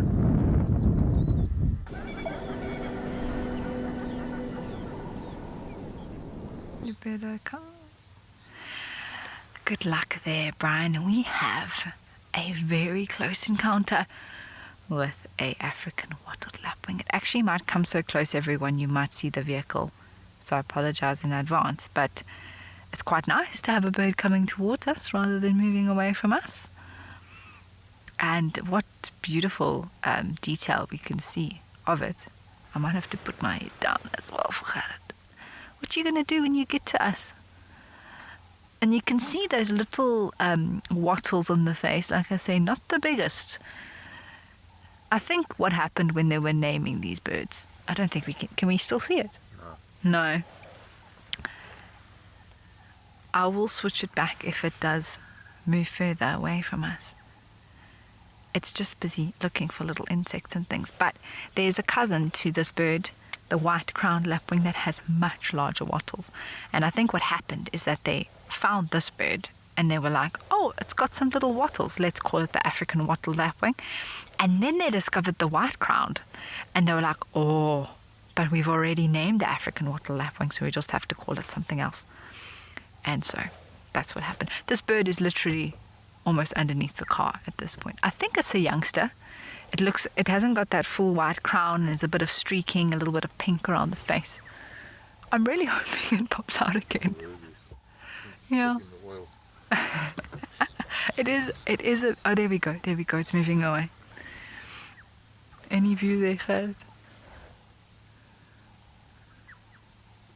There we go. Yeah, Stephanie, it is. And like I say, when they are younger, they are a little bit more, let's say, less aware, maybe. Oh, it's coming close again. And so they don't fly off so easily. Maybe let's say not aware, but less confident in flying or moving. And this is probably a chick from the latest season that's now grown up, and you can see it's still got a little bit of fluff around the back of the head.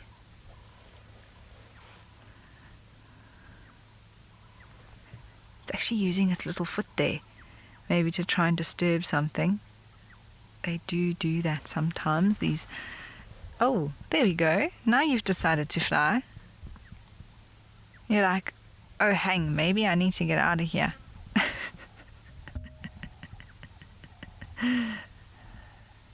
Oh, and it's disappeared into the grass. That was rather entertaining, I must say. Wow. I was wondering when the light bulb was going to go on that maybe I need to move out of the way, but it was very nice to have a bird so close by to us. We shall continue.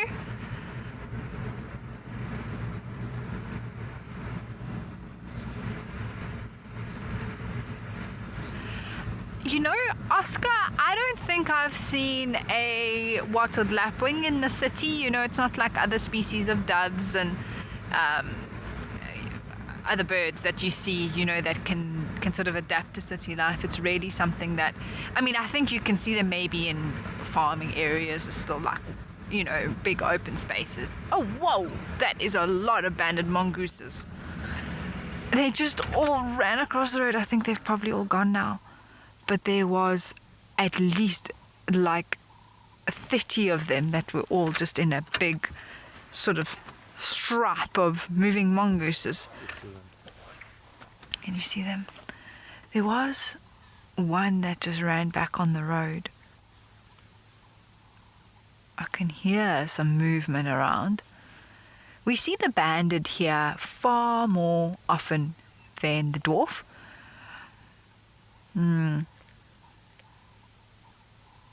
All's gone quiet. Okay, well, we're going to send you over to Steve, who's actually found another predator.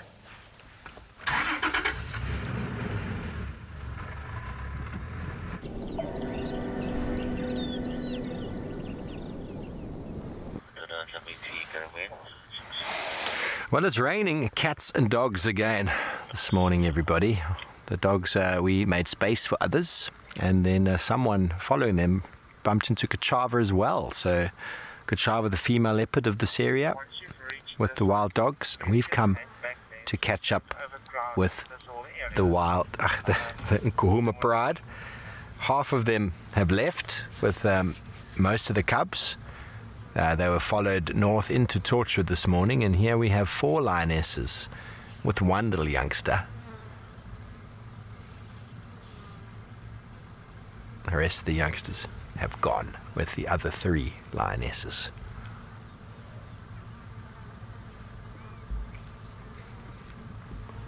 Oh, downward facing dog.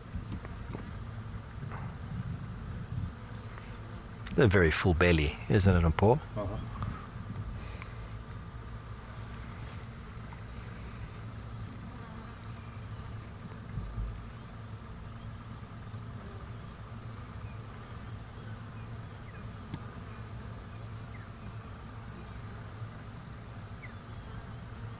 Shaping up to be another warm day today, so I don't know if we're going to come back to this afternoon.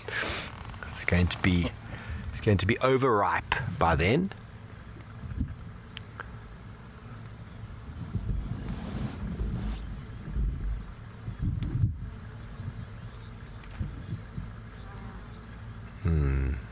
September indeed. It has been Christmas, Thanksgiving and big birthday parties at the same time with the 2 buffaloes this week.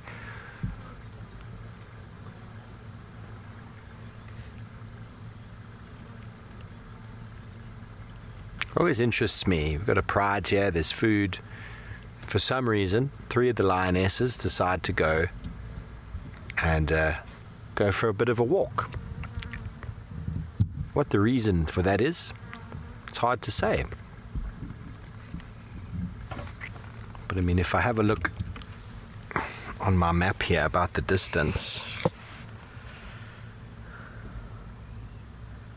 yeah, quite far. All the way to Torchwood, through Chitwa, and all the way through to Torchwood. For what reason? Not sure. There was, we woke up this morning to the sounds of lions roaring, and that's possibly what happened. Some of the lionesses decided we're not sticking around, but not all of them went, and 1 cub remained. So how that dynamic happens is hard to say. Many times in the past I've seen exact behavior like that before, where pride is with their youngsters. You hear lions calling in the distance and the pride gets up and moves in the opposite direction. was talking the other morning about the calling and the territorial behavior of lions, and the two Nzenga males calling, and how it advertises their current presence, which means that either some lions can come and challenge, or they can move away accordingly, keeping the space. I'm here, I'm here. So you can either come and find me, or you can leave. So it works both ways.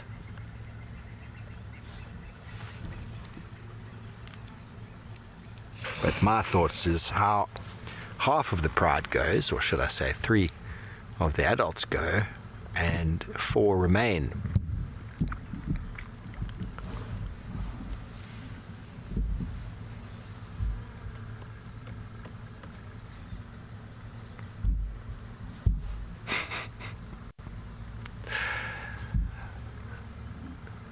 Paul, we're on fire. Gemma seems to think we're on fire. We've been on fire this whole week, Gemma. It's been an absolutely sightings-rich week since Tuesday morning. It hasn't stopped. Hasn't stopped.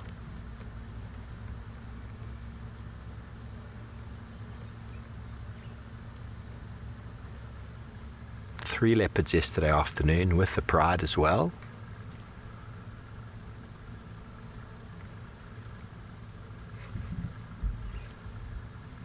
And we had the Notton's male leopard just on the other side of the sort of drainage line that comes from Jackie's Dam. And we lost him coming sort of towards this area. We could hear the lions interacting on the kill.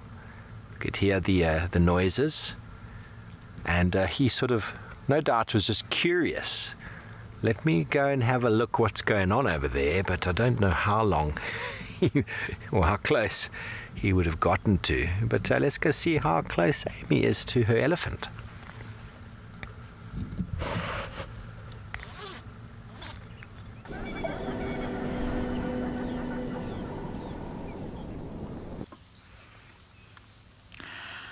Yeah, it has been an incredible week there in the sands, Steve, my goodness.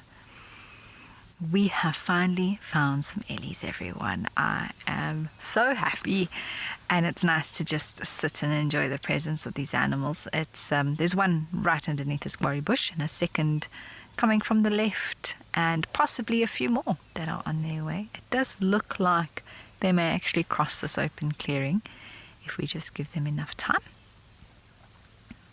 So we're just going to sit here and enjoy.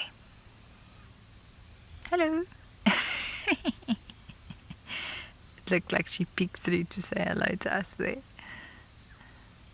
I love that trunk. So entertaining.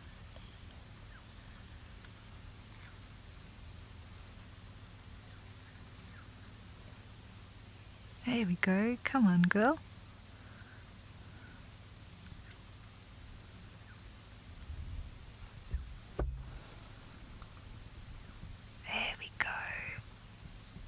Oh, so beautiful.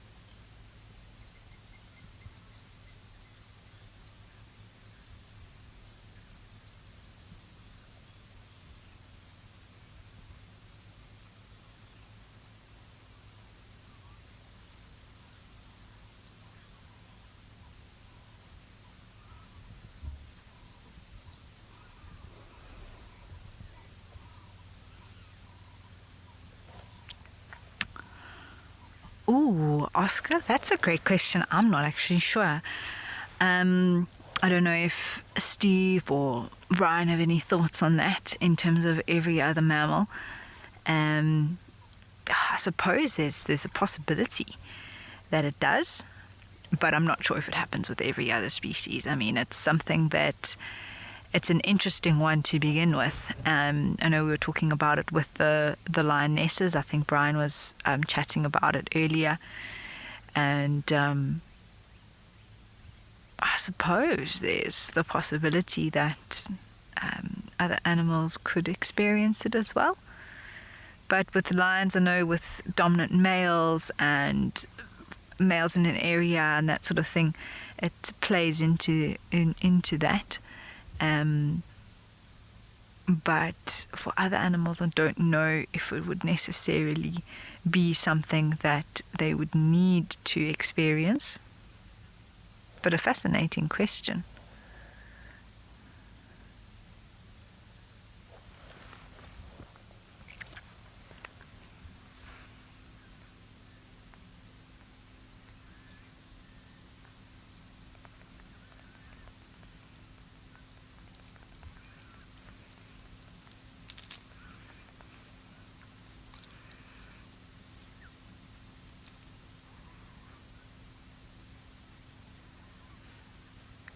And so that sort of false estrus, like particularly like I say with lionesses, is should they be taken over by the males, and then they need to, appease them in order to protect their cubs from being killed by the new males. That's something that they might experience, but is that then necessary for something like an elephant or a giraffe or kudu to do? I would think not, but that doesn't mean that it can't happen.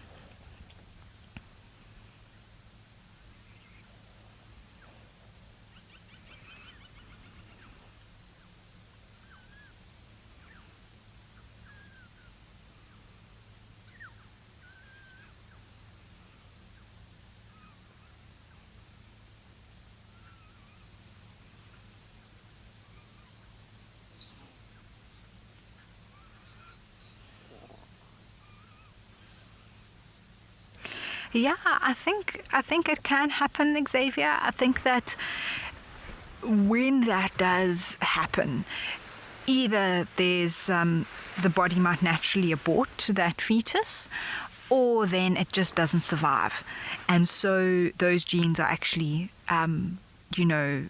not passed on. So you see less and less and less of it, but in terms of from a genetic point of view and chromosomes and things like that, those sort of abnormalities I think are possible within any species where there might be a disruption or something might go wrong in the actual developmental process.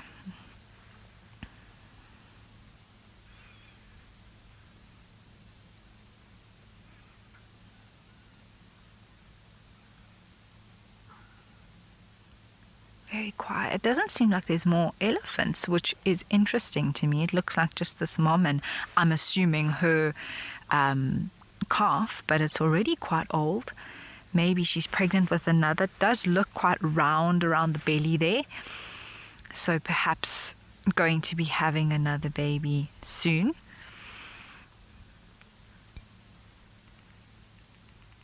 There's also a fork-tailed drongo that's hanging around. I saw a Birchall starling flying too, so it's definitely something that we see often as other animals like birds associating with these larger mammals that move through the thickets, disturbing insects.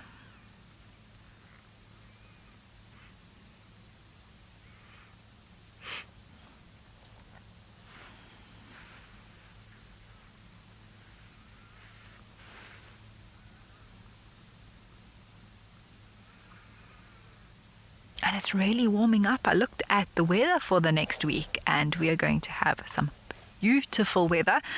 Next week, a high of around 27 every day, and very typical low felt winter where it's still quite warm, but you've got the chillier mornings and evenings.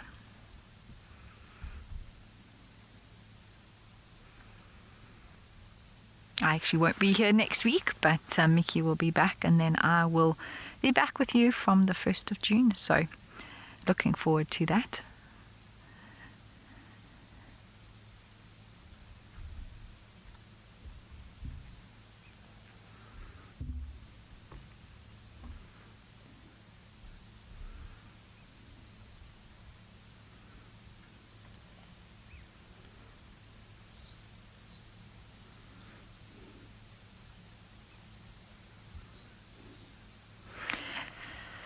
Yeah, Heather, that's also a very good point. I personally don't sort of know all the details in terms of the false estrus cycle and how it can be false and how that is induced. And I mean, I think it's a fascinating thing that lionesses are able to do. It's a very clever thing to protect their offspring. Oh, hello. We've got a elephant coming out. Hello, boy. Good morning. Heather, we shall continue that discussion shortly, but we're just going to enjoy this moment here with this boy. I thought there might be more elephants around, you know that? And clearly, there was.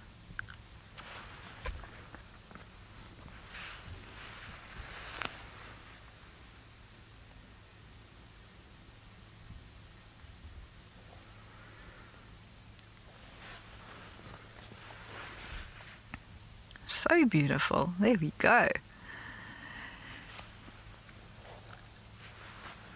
But Heather, you're absolutely right. I mean, if she is sort of putting on the behavior of being in heat, but actually isn't, producing or isn't ovulating at that time,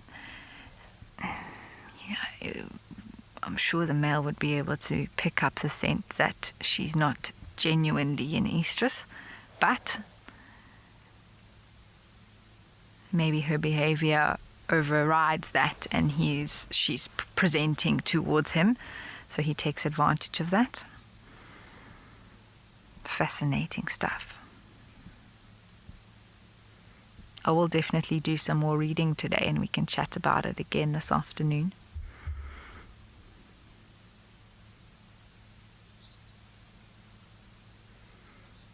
Ah, well, as these elephants head off into the thickets, what a beautiful sighting for us this morning.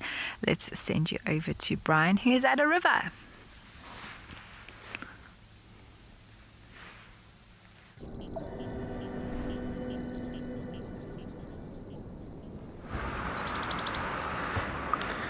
Welcome back, guys. We are here in I'll say it's the Rekero area part of the river. Yesterday, team showed us the confluence of this river. It's just up here where Olare Orok meet with Talik River, and they go down to Mara River. So it's this is a tributary, one of the tributary of Mara River, and today it looks very full. Last night it didn't rain this side, but I think up on the east part, I think it rained because it's a lot of water. This river is very vital out here in the Mara. It's a home for some animals like the hippo, the crocodile, and also the fish. We also have fish around, and it's a very important river. It's a very important river. During the dry season, it's not a season river. Throughout it has water, but less water than this. During the dry season, I will link up to Steve. Let's see what he has there.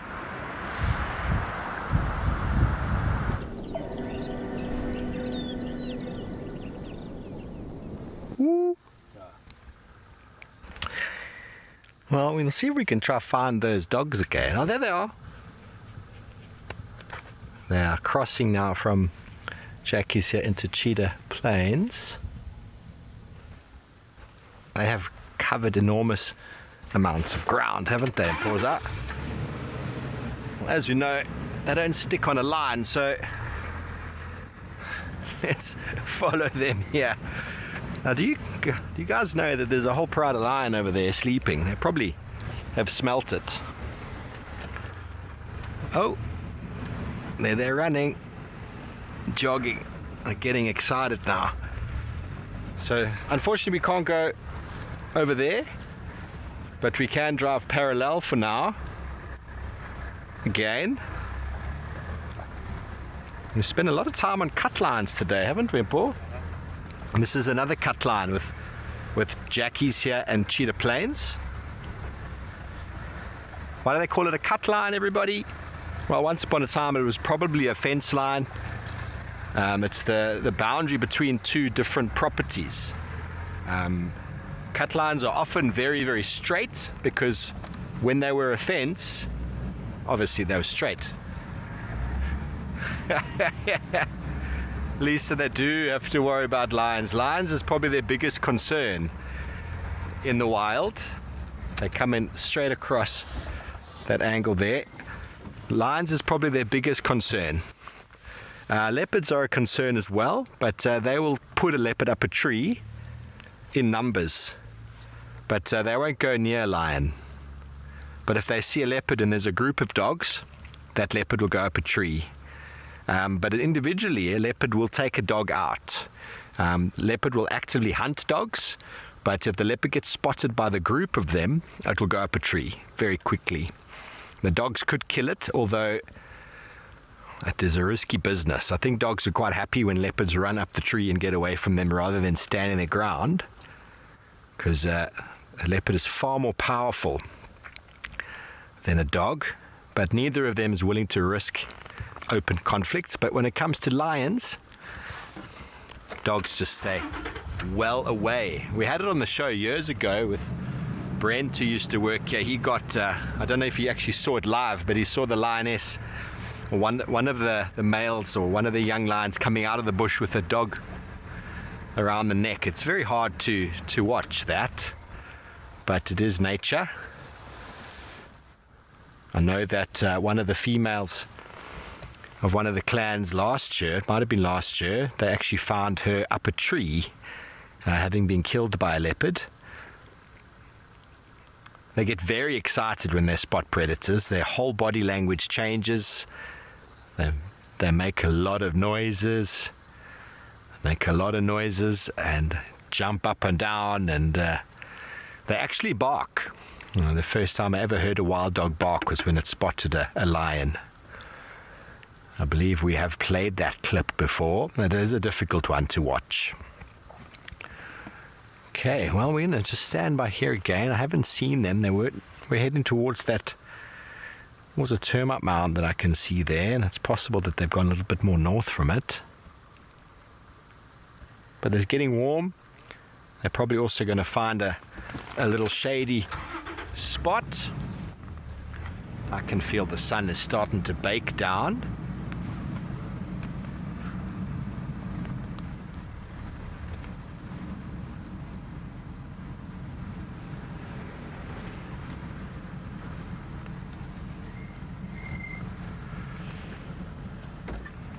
Okay, well, we've been talking about it, predators and their interactions this morning, but let's go and have a look at a clip all about predator conflict.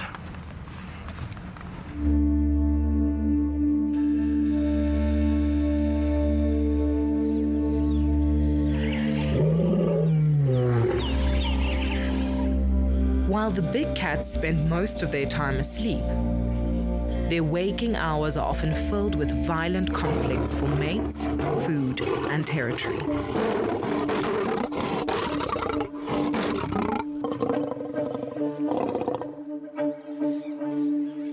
There's no room for chivalry amongst leopards.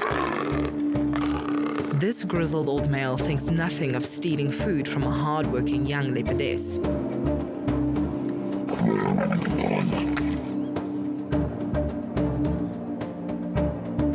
The stability of a cheetah coalition is often shattered by a fight for dominance.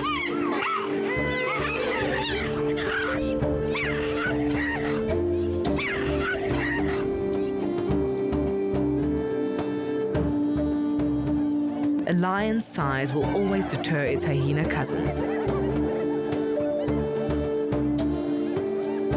confronting the clan can shift the balance.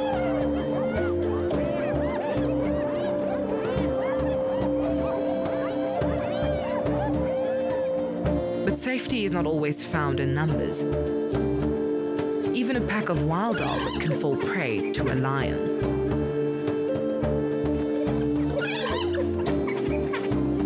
Conflict in the wild rarely ends in a peaceful compromise.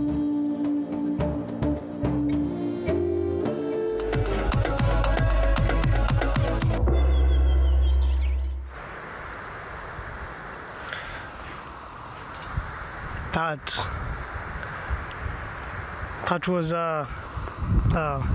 it's always predators out here always fight because of competition and because of competition on food and also territory. That's why we'll always have these fighting going on. Along here, the river here, we see some rocks there. This is where most of the leopards around this river are born. This area was started by, we had Olive. Olive was the leopard here, and she was the one who started establishing this territory for their daughters. Lisa, it's an incredible place. The sound also of the water moving is just amazing. It's so relaxing. You can see the water flowing down this river here. So I was saying that so now we have Bella 2 around here, and she's the owner of this territory now.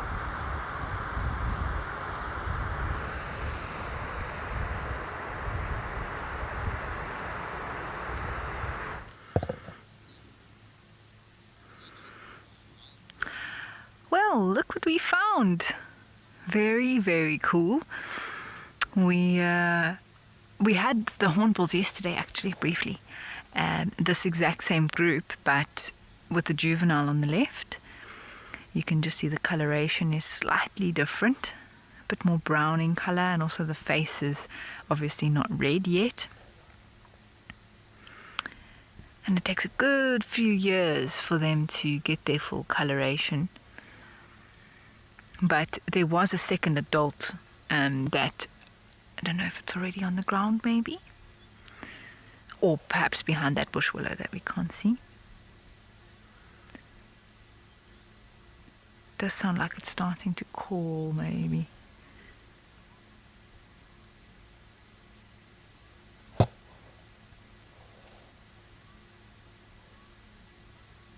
There is it's very distant though, so you won't be able to hear it, unfortunately. It does look like now that they've probably slept in this tree, so now they're starting to preen, get ready, and then they'll head down to the ground and forage, so I wouldn't be surprised if they do fly quite soon.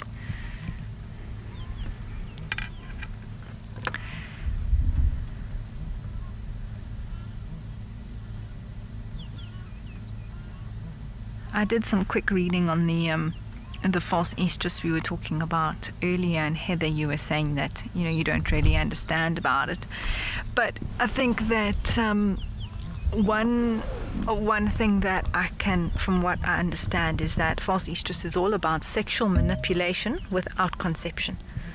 So I think your comment about being able to pick up on there's no chemical indicator, but her behavior is showing that she's willing to mate. And so that's more of what the focus is on with the false estrus. It's not so much the chemical side of things, but more on the behavioral side of things. In terms of the benefits of monogamy, I mean, there's a few things with that. There's, of course, from a reproductive point of view, you've got your partner. Oh, here's the other one. Sorry, everyone. I'll get back to that now, but here's the third hornbill. There we go.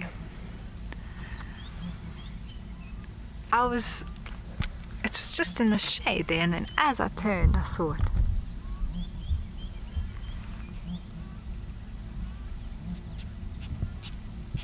And it is the one on the left that's starting to call. Oh, it just flew down to the ground, so we might see this one move as well. And this is the female with the extra black under the beak. It's like a navy actually when it hits the sun. So I'm glad we found all three again.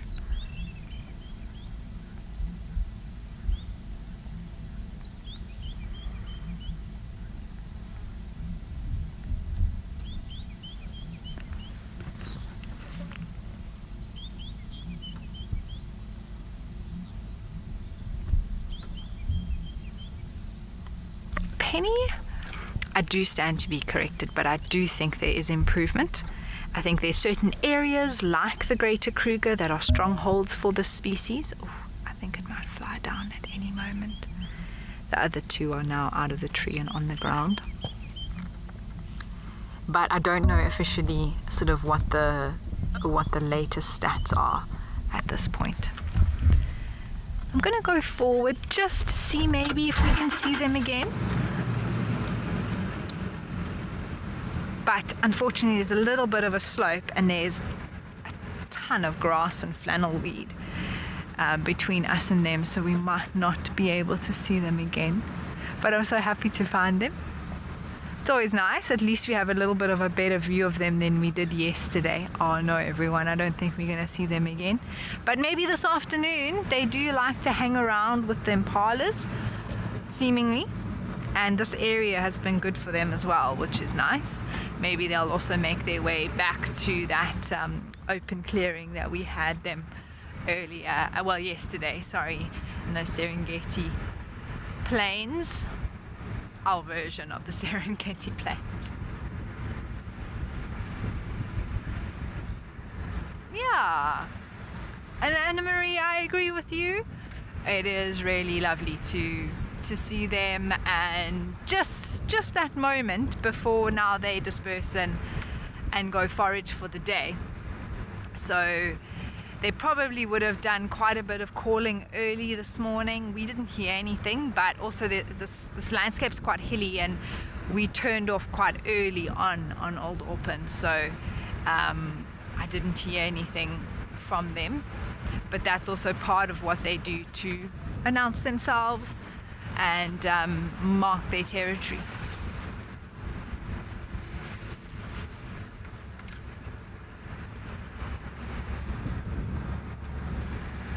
And like I say, there's another two that are hanging around further down that we saw.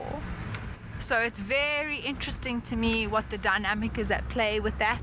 As I say, they're territorial animals, so I don't know, maybe the other two are just passing through, maybe these three are just passing through, but I do hope that they sort it out without any physical contact, because they are an endangered bird or near threatened. I'm not sure exactly what the status is at the moment, but it's one of those. I think it has been downgraded, which is a good thing. But still on the IUCN list, so it is something that we do have to take note of as a species and be mindful of. Report sightings.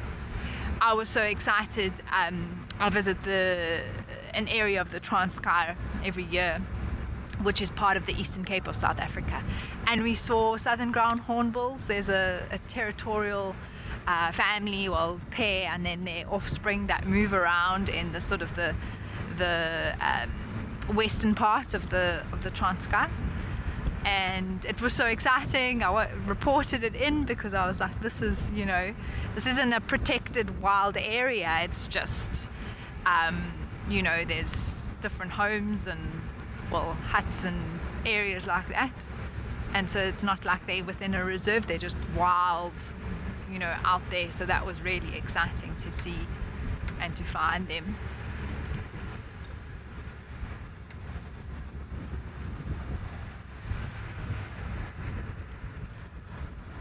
And in fact, that whole area is a beautiful place around a place called Wave Crest, where you can see grey crowned cranes. Beautiful. We've seen Denham's bastard, which is really cool as well. So some great birding in the area.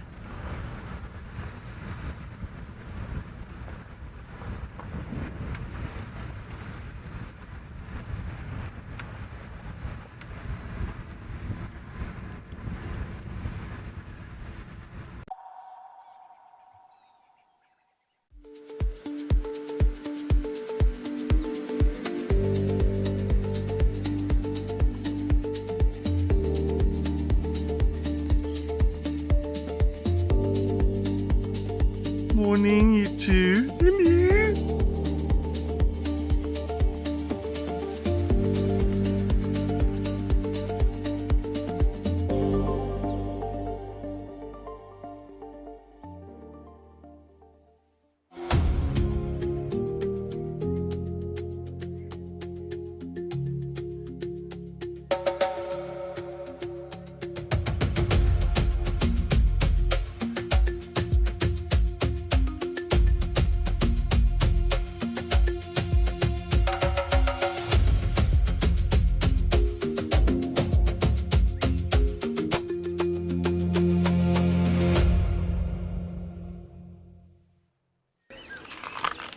Would you like to know what an elephant's favourite food is? You could ask me questions like that in real time. Our safaris are live and interactive from the heart of Africa. Over here. Watch Safari Live and connect with nature.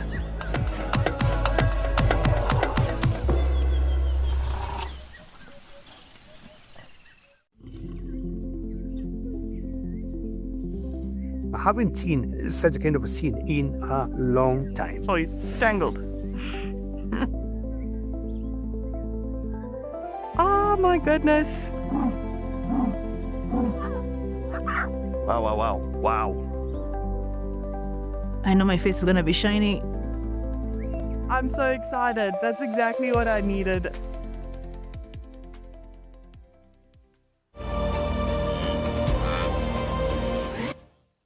We know that adverts pay our bills, but you don't necessarily like them. So, this is a fantastic way to stop being interrupted. Sign up today and you'll get instant access to wildlife. 24/7, ad-free, live and on demand. No pesky commercials, no rude interruptions, just wild Africa exactly as it unfolds. Wild Earth Explorers, wilder together.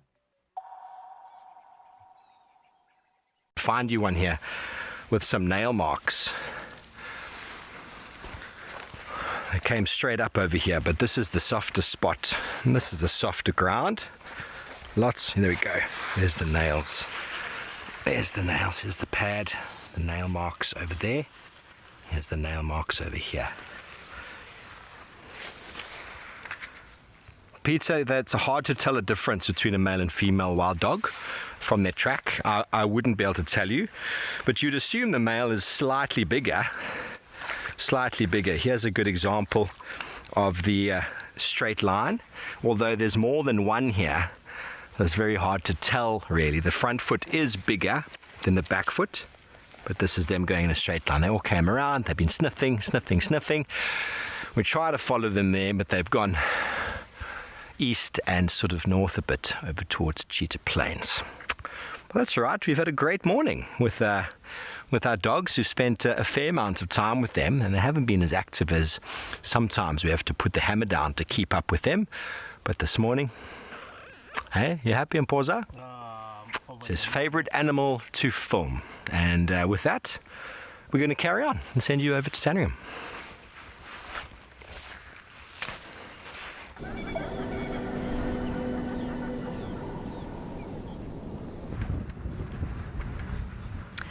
It definitely is Mpo's favorite animal to, I think, not only to film, but just in general. He does love the doggies, as he calls them.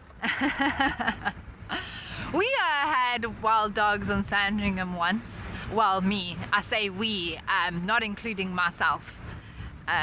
But it was a very exciting time. I think it was, Leon, back in December. I'm not sure if we have, it might be too long of a highlight to show now at the end of the show, but it was something that I think everyone was very excited about to know, and it just shows that animals do move through the fence lines, and there's a gap under the bridge as well that they use, which we just crossed over. But yeah, I mean, we live in hope, and it was just at that at Leopard Corner where those wild dogs were. So, you know, it can happen. I remember once though smelling wild dogs. I remember it was on a Monday because we were with Track Academy, and we went to them, and I said, sure. I mean, I know there isn't a resident pack on Sandringham, but I can smell wild dogs. And they're like, no, we saw tracks. They saw tracks. So they had come onto the property before, but no one actually got physical sight of them as far as I know. And then the next sighting happened December last year, which was very, very cool. Well, we've got that highlight of Leon and the wild dogs, so have a look. Well, what a surprise. Wild dogs right here. It's right on the crossing of the Timbavati, so they're actually sort of moving in and out between our neighbours and Sandringham if they go under the bridge. You know, obviously the water's got to flow under the bridge. But hey, you never can say never. You never know. I see one. Cam said he saw another one. Animal lover, yeah, wow. This is an exciting moment indeed. I certainly didn't ever expect to see wild dogs. I actually prefer to call them painted hunting dogs or painted wolves. It's not something I ever expected to see here. What a surprise it was, Leon. Wow. I hope my day will come with seeing wild dogs here. I mean, that really is quite something. My goodness. And such a treat, I think, for all of you at home who are watching. I think everyone was quite shocked. But, like I say, it just shows that these animals move and do their thing. And they are around. They are around. It's just a matter of crossing through the fence line. Or under the bridge, like I say, whenever they choose to do so. But it's been a wonderful drive, everyone. It really has been. We've enjoyed having you on board, and our morning was quiet, but Steve's morning most certainly wasn't, and there were so many lights in the Mara for you to enjoy from them. I think they were at around that hippo carcass, and then there were others that were around that Brian had, of course. So very, very interesting as well. Thank you so much for all of your comments and questions. We really enjoyed hearing from you, and some interesting chats as we went along too, and also from the other teams who were out this morning. They all wish you a pleasant day ahead, whatever it is you choose to do, or evening, depending where you are in the world. We will see you again this afternoon at 3 p.m. Central African time. Keep well, everyone. Goodbye for now.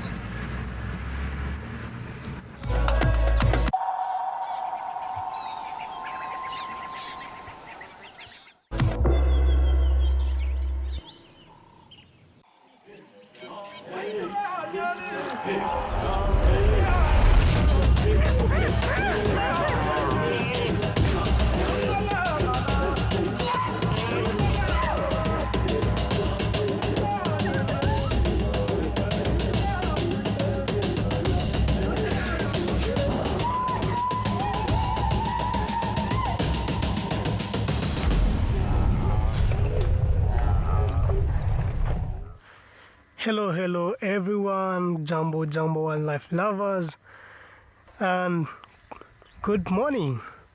My name is Brian. We got James on camera, and we are very excited to have you tune in Mara Live. Our team and I will be taking you through Mara Live, and we hope we'll see some great animals. In front of us we have a very nice and there's some very beautiful coexistence here. We can see the warthogs and the topis around each other. The topis are very relaxed, and you can see they have their heads down. While the warthogs are there, they are grazing. It's a very smart coexistence because topis are very alert, and also warthogs are very alert animals. And also we have the tomis around them.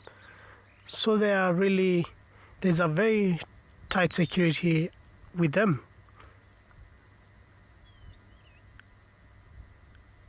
Warthogs don't have good vision, but they have a very good eyesight.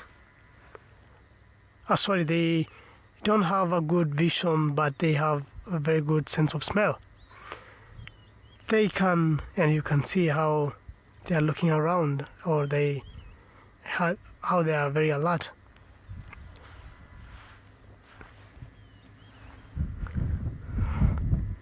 Animal lover, Jumbo Jumbo. Let's cross the fingers for some good stuffs on the way.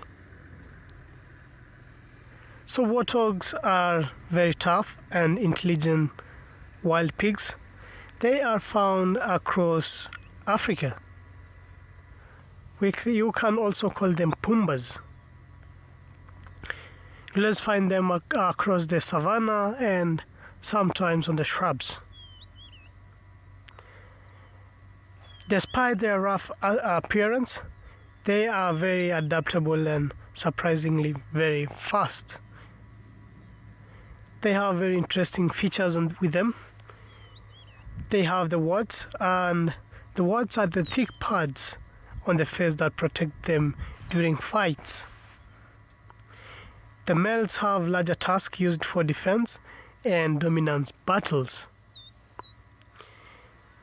You'll often see them kneeling with their front knees when they are grazing. When they are on the short grass, you'll see them kneeling, and you'll see them grazing with their kneeling while they are grazing. They are very fast, they are very agile. It's not easy for lions always to hunt them. Despite them being very, very small, it's very hard for lions to hunt them. They need a very nice strategy to bring them down. They are very fast. They can run. They can have a top speed of 50 kilometers per hour, which is quite fast. The mainly predators that they feed on them or they hunt them down are lions. Hyenas don't really mess with them. Hyenas know them. Hyenas will not try to hunt one of them down because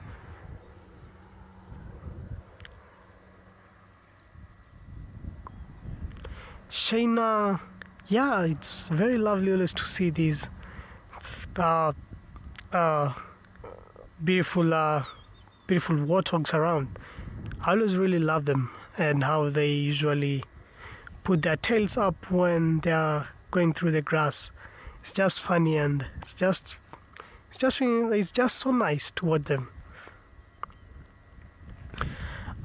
Also, cheetahs hunt them down, but mostly the piglets.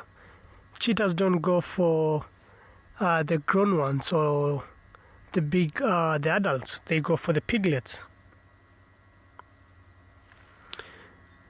Warthogs also use abandoned aardvark burrows.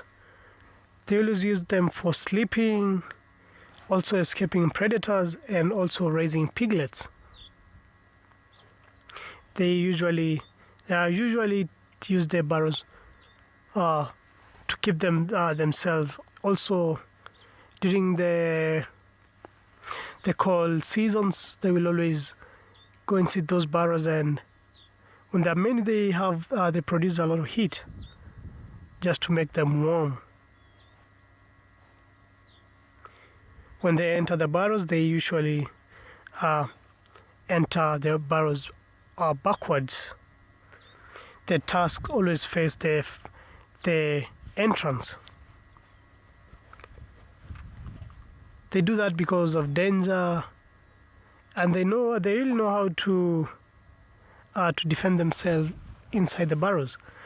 When the lions are all usually on the entrance, they'll usually use their pads to scoop soil, and they'll throw to the lion.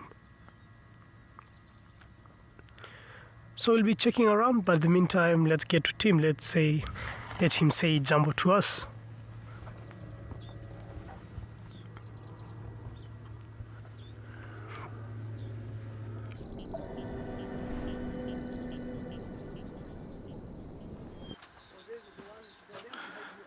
Jambo Jambo, good morning everyone, and welcome to Mara Live on this part of the Mara. We have two lions here. There's a male and a female.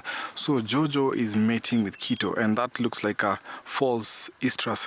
My name is Tim, and behind camera we have Bingay. So here we came to look for the hyenas that were devouring a hippo carcass here, but we found the lions who came for the kill.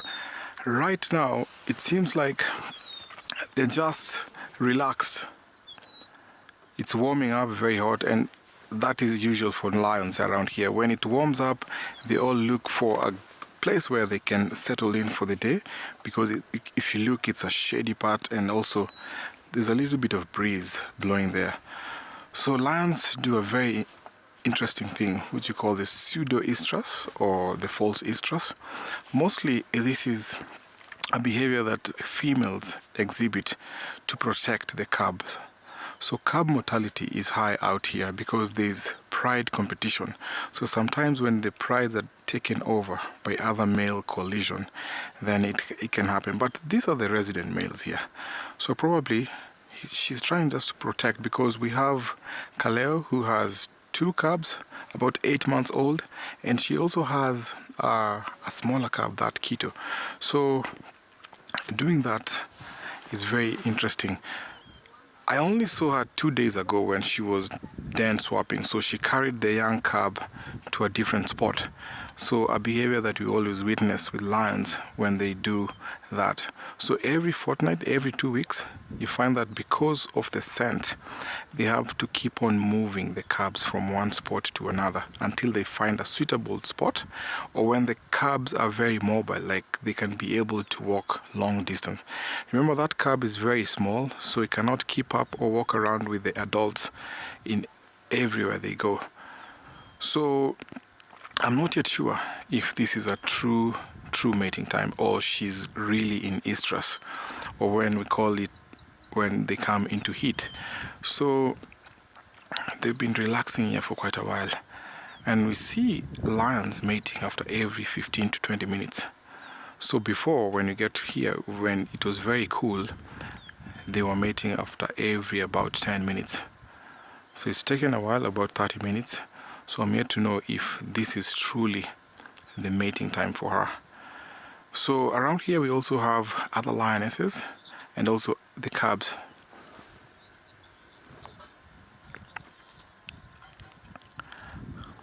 Dedrick, I think, is Moja Moja or Jojo. So I'm yet to tell of the lion dynamics between the interaction here with the Topi boys here around the marsh. But I will get to tell you. There's been a lot of scent trail here from the hyenas, because we had two clans yesterday who came to fight over the hippo carcass. But right now it's settled because the carcass is completely wiped out. We only have the skin remaining. Remember, the skin of a hippo is very thick, about 6 centimeters, so there's something that looks like an iron sheet on the bottom of the river. Only that there's a steep drainage line of the Bila Shaka we cannot be able to see, but maybe when I move around we might be able to see. So relaxing lions here, peaceful, The wind is blowing very nice. I can hear crickets, I can hear birds chirping. Very quiet moment and very, interesting to see this behavior.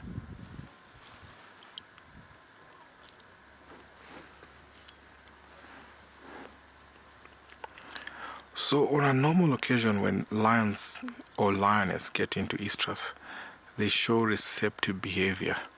So sometimes you see that they act the male, which we call it the rhodoxics reflex, so trying to initiate the mating. But in this behavior here, what we have seen is that the female is not initiating, so it's only the male who's going towards the female. So very interesting. Sometimes that can also help maintain the bond and reduce aggression. So trying also to pretend to be mistress also helps protect the cub.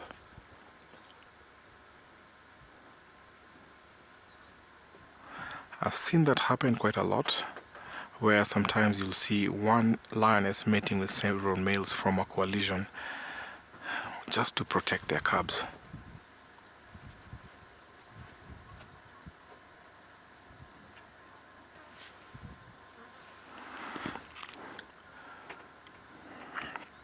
One other thing is that when they do that, they confuse paternity by mating several times with other males from maybe probably their coalition.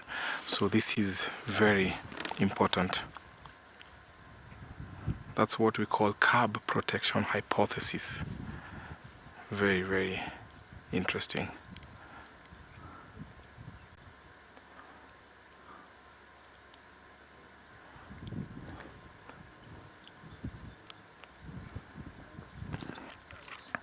I'm still waiting here to find out if they'll do the mating or they carry on, sleeping, as I send you over to Brian, who has something very interesting.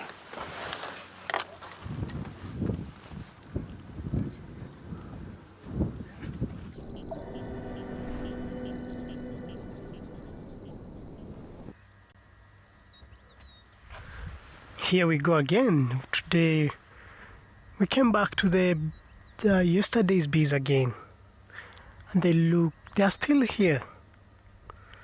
So these are honeybees. There's a honeybee swarm, and they are resting on this branch.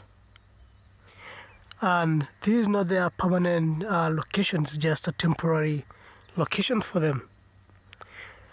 Swarms like these typically gather on branches or just on a temporary place.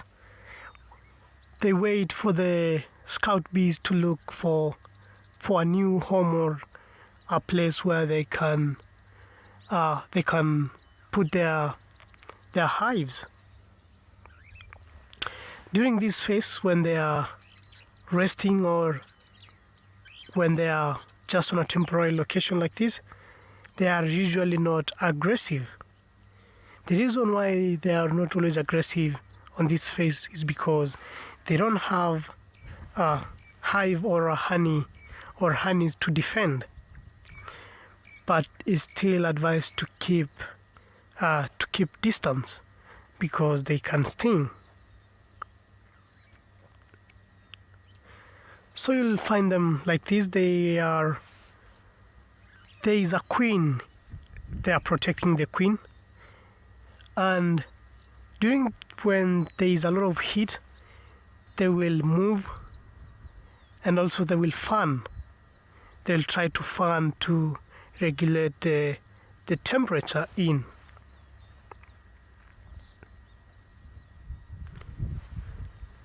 You can call it a colony.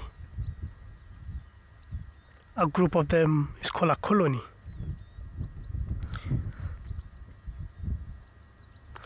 They are very important, and they are very important to the ecosystem.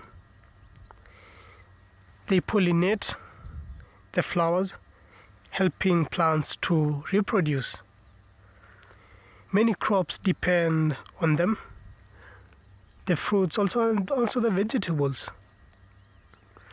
Without bees, the ecosystem and food supply will be heavily affected.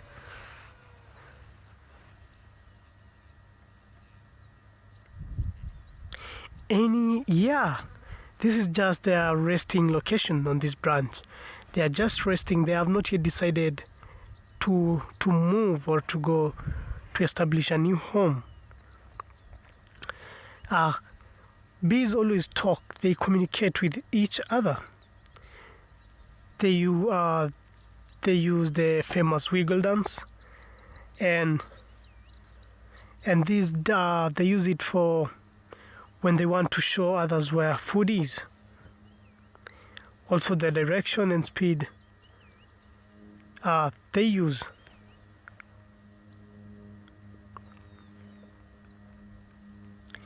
They are very defensive they are very defensive.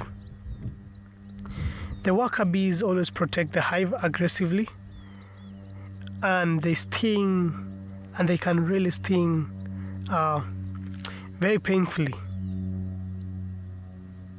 And most of the time when they sting, they die. During danger, they will release pheromones to warn the others that the danger is around. During honey production, bees collect nectar from flowers. They convert it into honey inside wax combs. And then the honey is stored as food for the colony, especially during the dry seasons. They really have interesting behaviors. They recognize colors and patterns in flowers. They work as a team with perfect coordination. A strong hive can have tens of thousands of bees.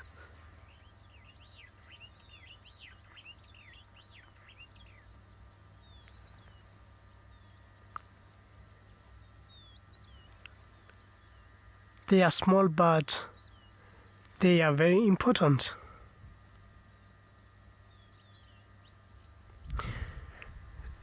Also the honeybees are some of the most complex and well-organized insects here in nature,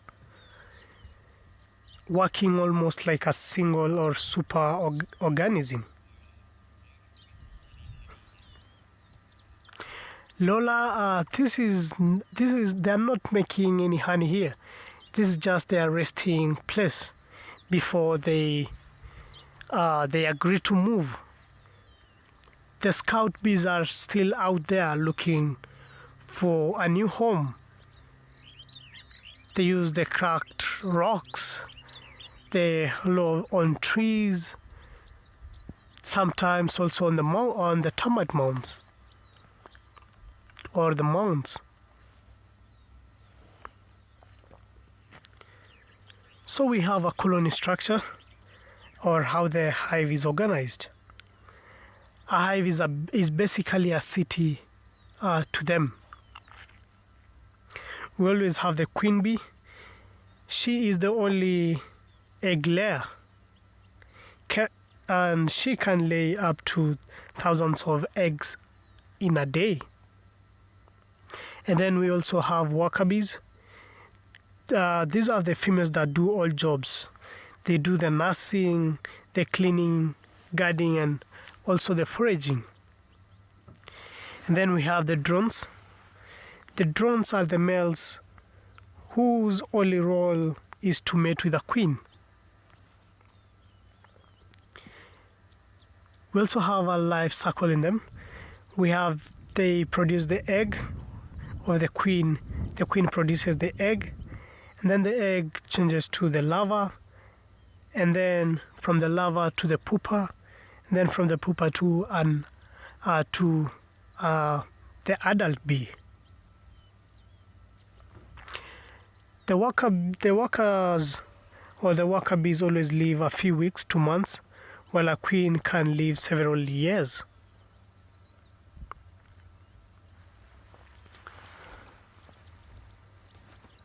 They have several. They can communicate through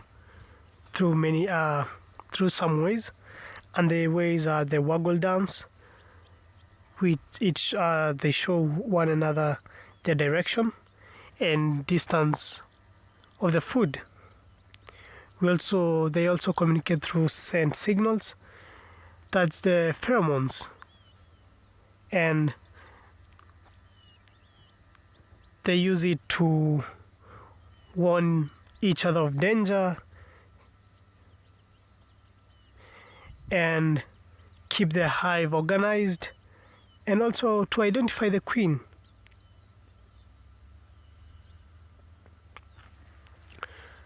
They also have a defensive system, and the system is that the guard bees protect hive entrances.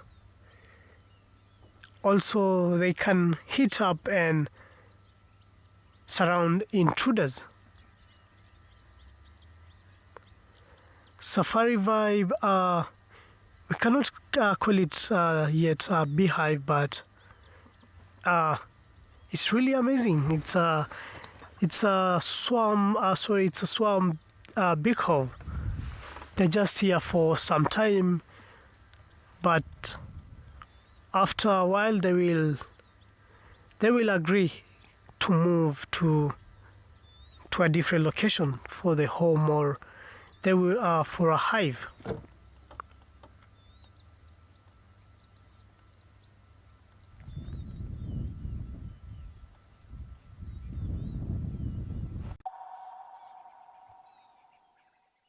I'm Butch James, World Cup winning Springbok fly half.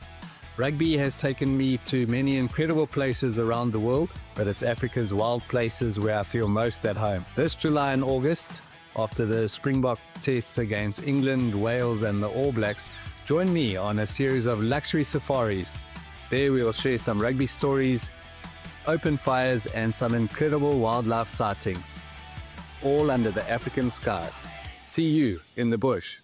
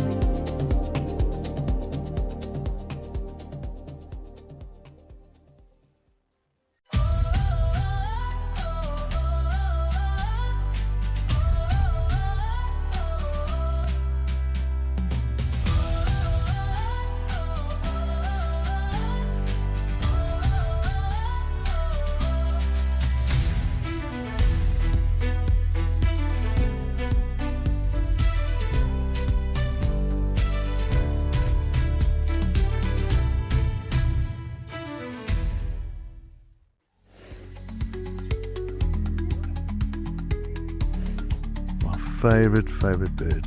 It looks like the jackal might be best friends with one of the boys right there. My leg.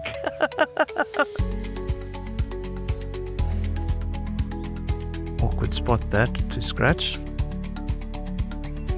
Just one big grooming session.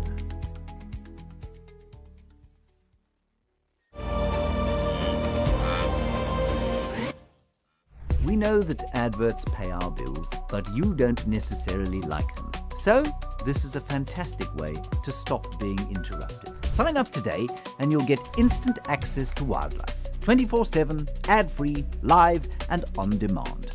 No pesky commercials, no rude interruptions, just wild Africa exactly as it unfolds.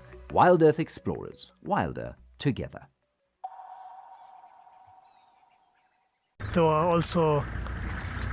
There were big legends here. I think in Mara they are the only males that rule a very huge territory, from the marsh area down to the Rongai. It was secure. Thank you. Sorry, it's secure. From the marsh area to the Rongai down, they really had a very huge territory. There were 6 of them. there were 5 boys. Those were the sons of the Notch, and their dad Notch. So there were 6 of them. We had Notch, Notch 2, Grimace, Caesar, and Long. But Long disappeared earlier. They crossed over to the Talek. Sorry, they crossed over to the Mara Triangle, and Long did not make to come back. Most probably he was killed by other males on that side of the triangle. They left a very big legacy behind. I would say my favorite boy was Caesar. He's a very huge guy. And also their grandson Earless. He was a very huge male. I think he was the biggest. He had the biggest body size here in the Mara. So we have here buffalo, male buffalo, and I think it's an oxpecker. Not really sure because I can't see well. I think it's an oxpecker. This is the same herd that we had yesterday around here, and it's quite a huge herd. It's about a herd of I think 200 members or more, because it's not really a small herd. The buffalo herds here are really important in this around this ecosystem, and also around the Mara here. Their dunks act as manure for the grass, and also it nourishes the ground, and also it acts. The beetles use them. They make homes using their dung. That's really a nice frame with the hills on the background. The Olololo escarpment. Also, they have really contributed to the growing population of the lions around the Mara.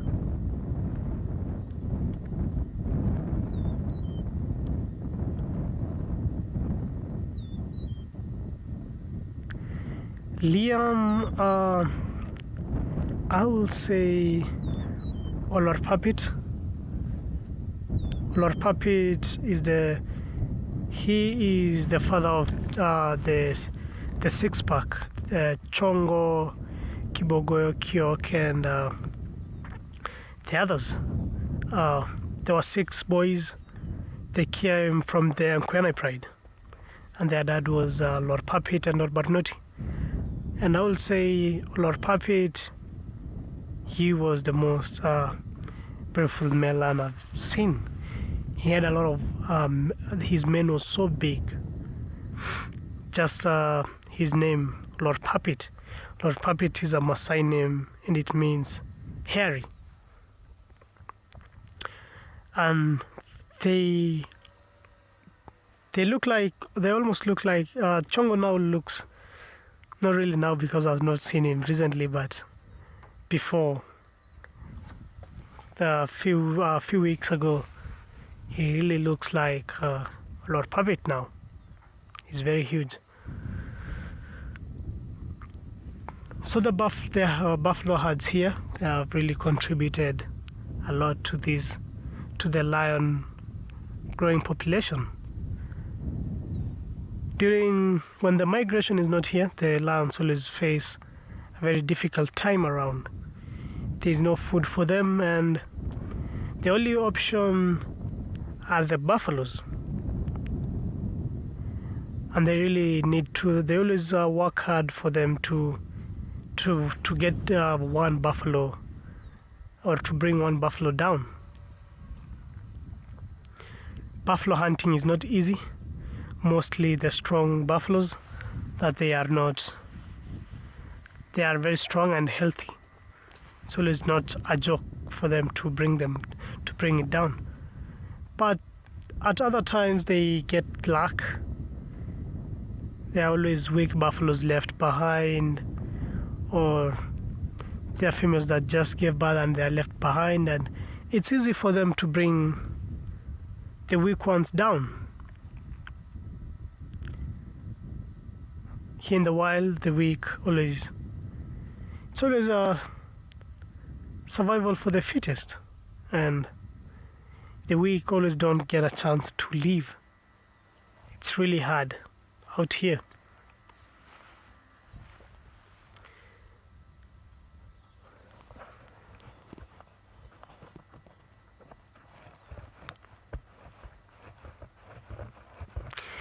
Lion, yeah, the buffaloes are very loyal to one another, but when the sick ones are always left behind. They might be sleeping and the herd moves on. The herds are always moving around looking for pasture, the soft grass, water. So they are always moving. So the weak ones will always be left behind, and it will be a different story for them. They will always be eaten. But also when the herds are very close, it's very hard for predators to hunt one of them down, also the weak one, because they are very defensive. They defend one another, and they are very protective.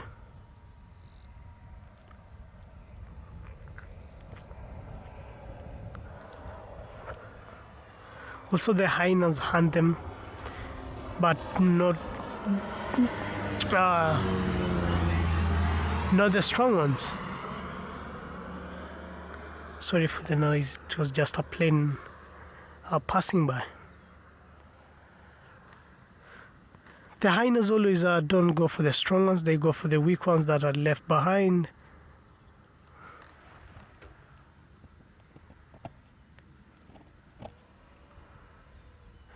Edward, they're not really hunted down by crocodiles. I've only seen once, and it was really a huge crocodile down in the Rongai River. The buffalo went to cool or to wallow, it was a deep area, and the crocodile took the buffalo. But it's really rare to see crocodiles going for buffaloes here.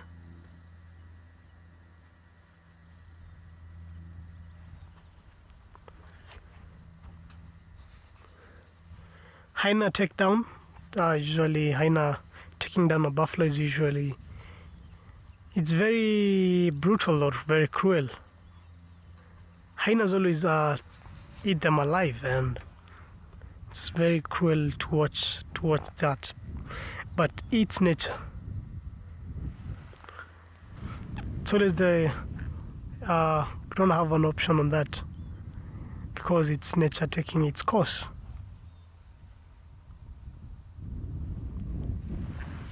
That's a very big bull. You'll need all of the R5 taking that guy down. One lion can't manage to take him down. He's really huge. He's just wallowing. There, you can see he's rolling. He's trying to get all over his body covered by mud because of the ticks.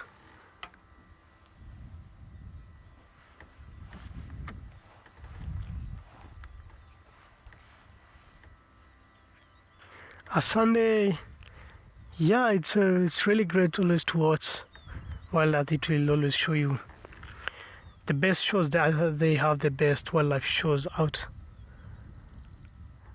all over.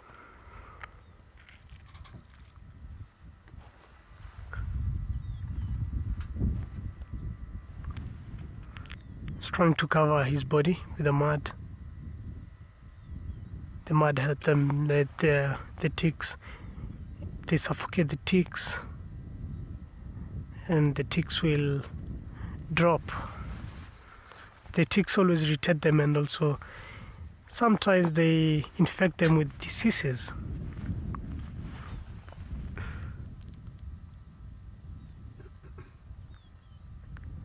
When the ticks are very many, they become very unhealthy. They start being very thin and very weak.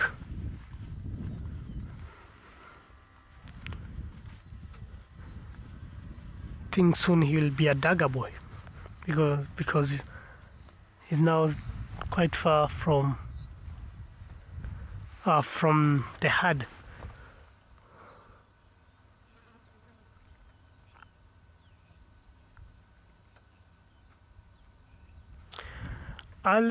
Migration here depends. The migration depends on the season. If it's raining, and then they will come early, starting from end of June or the mid of June. But when it's very dry, it's not raining, and then they will take time to come. It may start from mid July. It may take some time. So I'll just be moving. I'm not sure if the R5 are moving. Just be moving because they are not far, and we'll check what they are doing.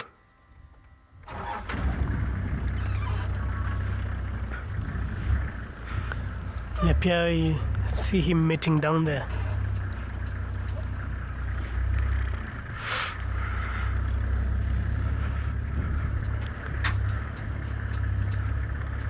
So recently there have been a lot of commotion around this area. It's a bit wet there. Just engaged the four-wheel drive. It's quite wet. There have been a lot of intense moments and a lot of planned dynamic changes around here. We have been having the Bila Shaka boys. The Bila Shaka boys around.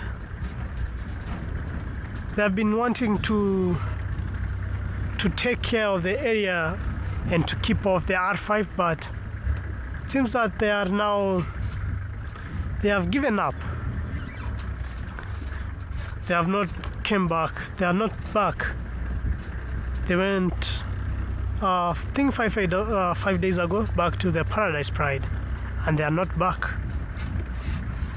So I think most probably they have given up, and now the 5 boys are left with this area, which is, it's sad, but it's nice for them to have this area.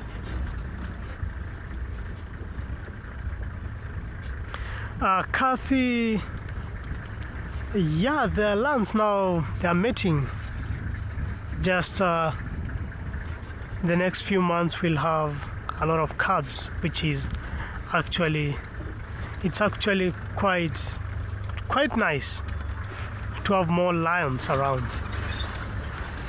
It's very great to have more lions around. I always love the small little lions. I hope soon we'll get to see the R5 with their cubs, with their Rekero girls. They have a very good area. There's always food for them, so I don't think they will starve. We always have toppies around,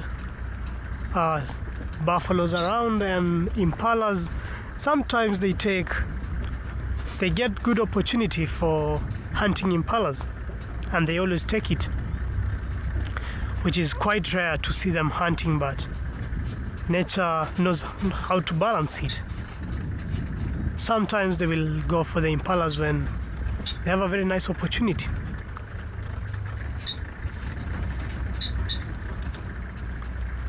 See one of them down there, I think he's just resting. So small.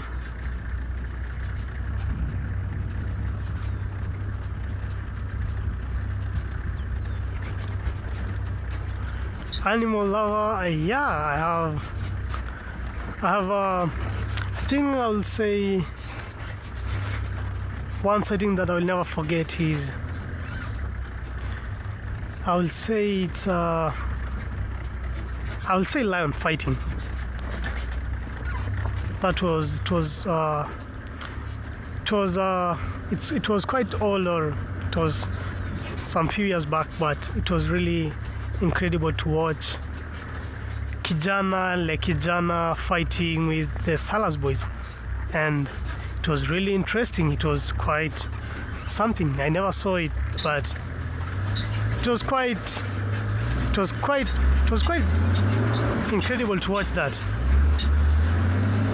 A quite bad area there. It was mush. The Salas boys came to try to chase Kijana and Lekijana out of the Rekero area, because the Salas boys first came to Rekero territory. They stayed here for quite some time, but after a few, I think it was after 1 year, they were chased out. I think they were chased out by the not really sure if it was the Musketeers or I don't really remember, but they were chased out and they went to the southern part of the Mara, where now they control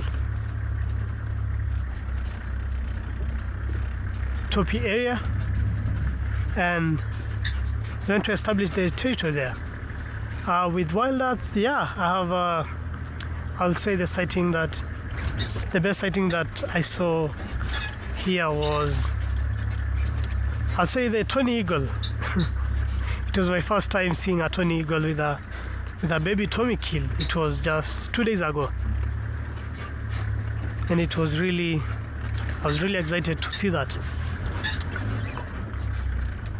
We have tawny eagles around, but seeing them with a kill, it's always very rare. But a few days ago, I got to see the Tony with a Tommy kill.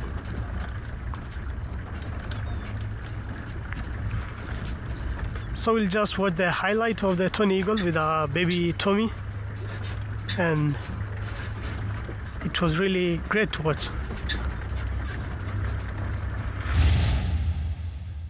We have a tawny eagle here with a kill. I think it's a hare, if I'm not wrong. I think the tawny eagle just killed it just a few minutes ago, because you can see it's still looking at the eyes and at the body just to make sure it's dead. It's a very rare sighting here in the wild. To see tawny eagles with a kill, it's very, very rare. You'll see marshal eagles, but for a tawny, it's very, very rare. They always nest on top of high trees on the forest sides. Mostly here in the Mara, you'll find them nesting on very tall trees inside dense forests.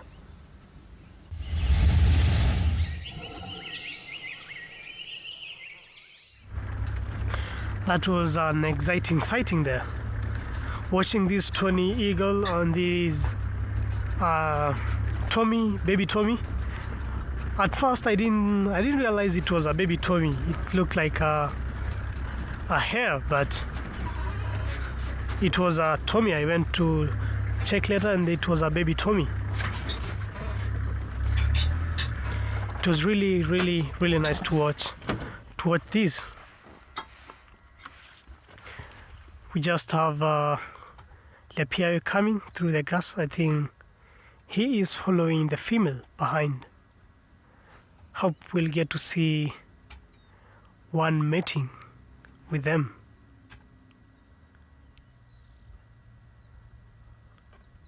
I'll just try to go closer, because I think they will be on the grass, and we'll try to get to see if we'll see one mating.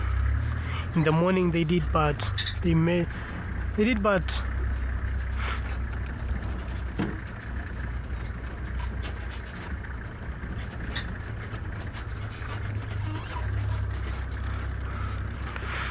animal lover, that was also a very nice sighting there. watching how they were coordinating until they brought the warthog down. It was really something.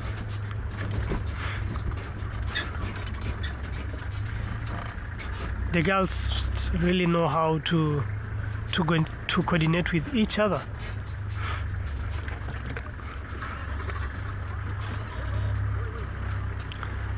Just want to get close to Lepiai. We might see him. He's just close here. They are looking at the buffaloes.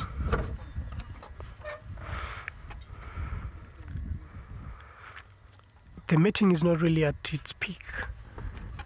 It seems that they are almost done with mating.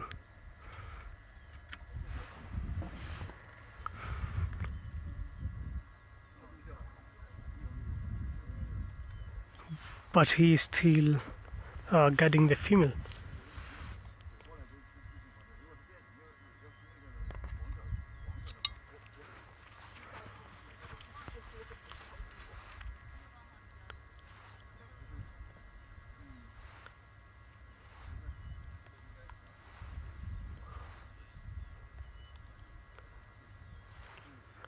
We'll watch what this guy will do next. But in the meantime, let's watch that clip of the Rongai girls hunting the warthog.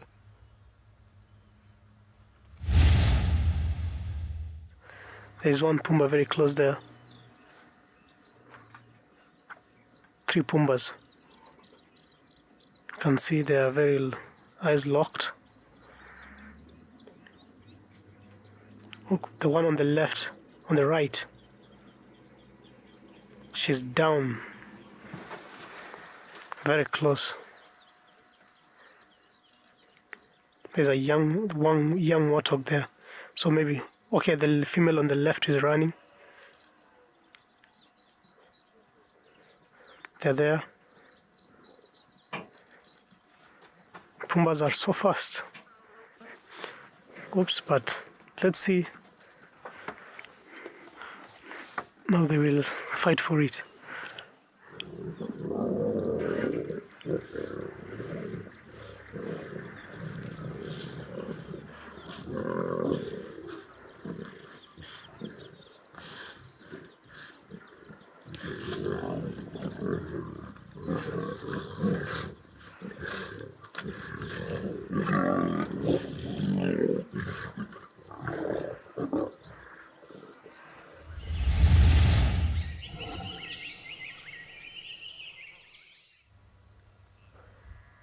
It was really incredible to watch how those girls were coordinating to bring the warthogs down.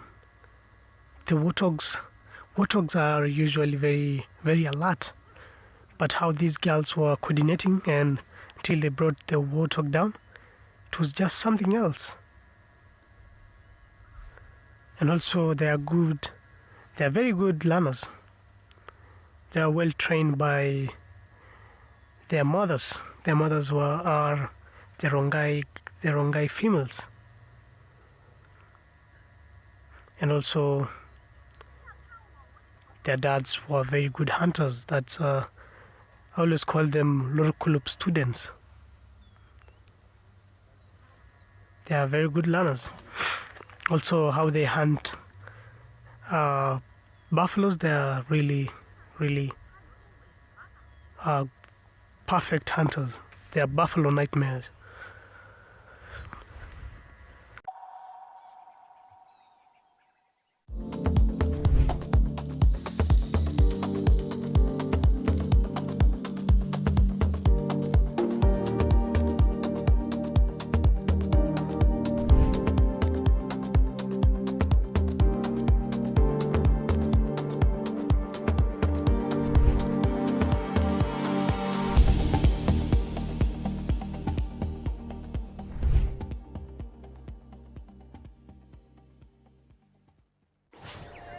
We're going to be witnessing the relocation of a female cheetah that was born right here in Welgevonden Game Reserve. She's been moved to Lapalala Wilderness.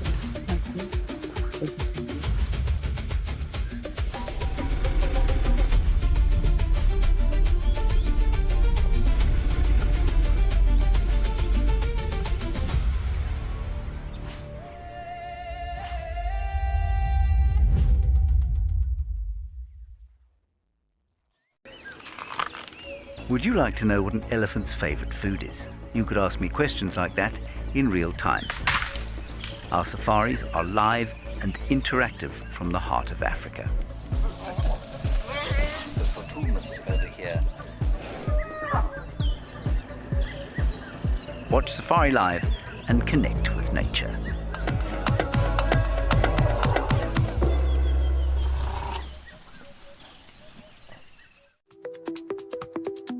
Sign up today and you'll get instant access to wildlife. You'll also have access to our post-produced content, like a wild bush week. Textbooks tell us that a ratio of 3-to-1 hyenas drive off lionesses. Safari Live catch up.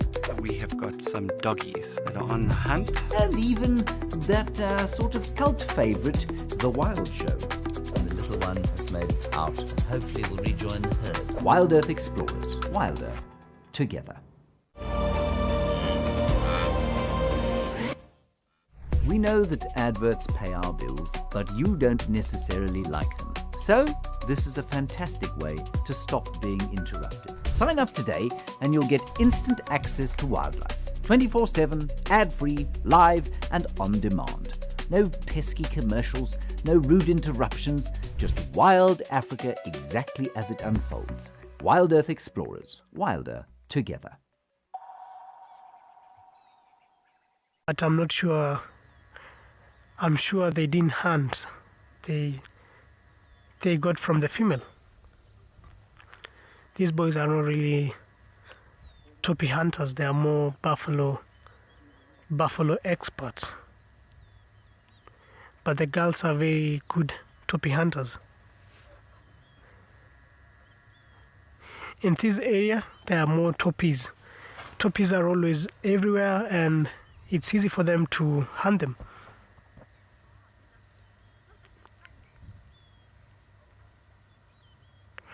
It meant, yeah, Kazuri and the cub are still around. Although the area is not really... Now the area is very marshy. To access there, it's very hard. Because it has been raining for the past months, and now the area is very, very marshy. You'll only see Kazuri when she comes on the main road, because at times she comes on the main roads and that's the only time you can see her. The cub is very shy. I think it's a boy. Before she also had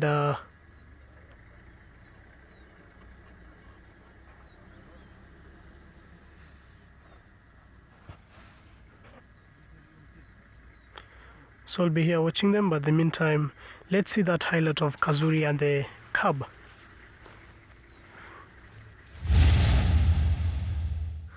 So as you can see there, we have Kazuri the leopard. She's trying to be patient.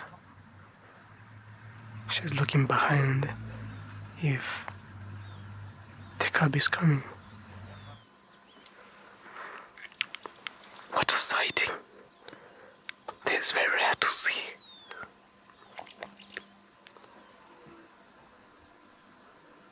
The cub is still down the tree. The cub is very shy. I think it's a redback. Oh.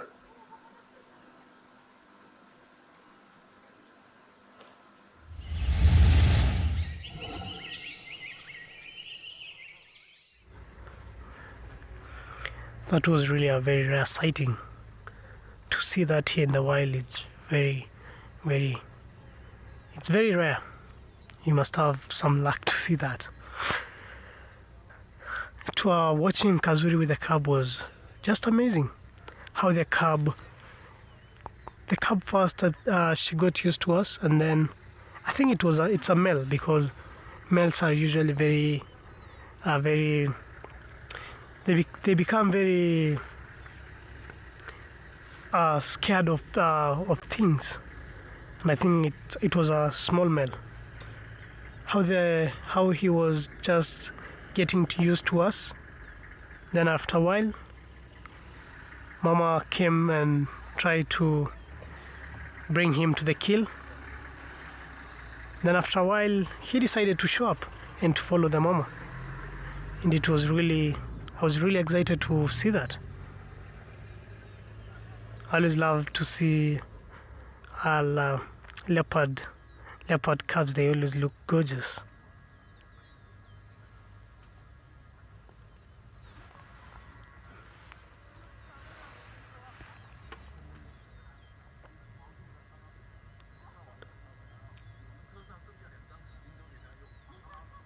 The female is not very sleepy.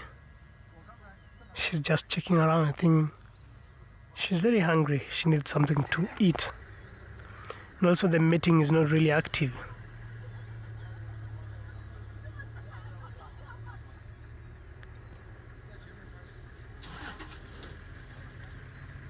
And they might separate very soon. I think by tomorrow, Lepeawe will be back with his brothers.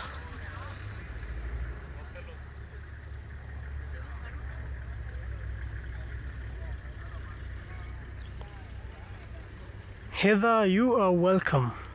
It's always so great to see what's happening in the Mara and to know what is happening around.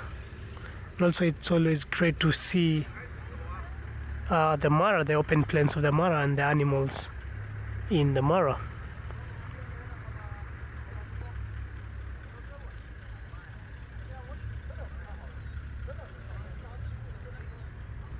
In Rekiro we have two old females and 4 young females. The 2 are the mothers, while the 4 are their daughters.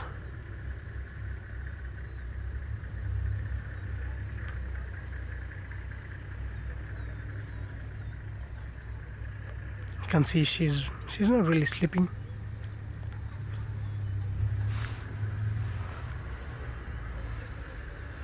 I think she will move to the shed very soon.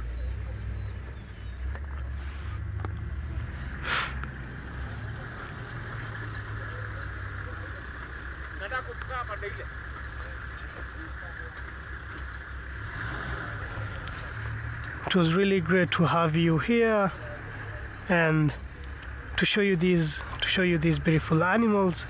It's just spectacular. And always great always to know what is happening in the Mara and the Mara lions. It's just amazing. Really appreciate you to have you here around.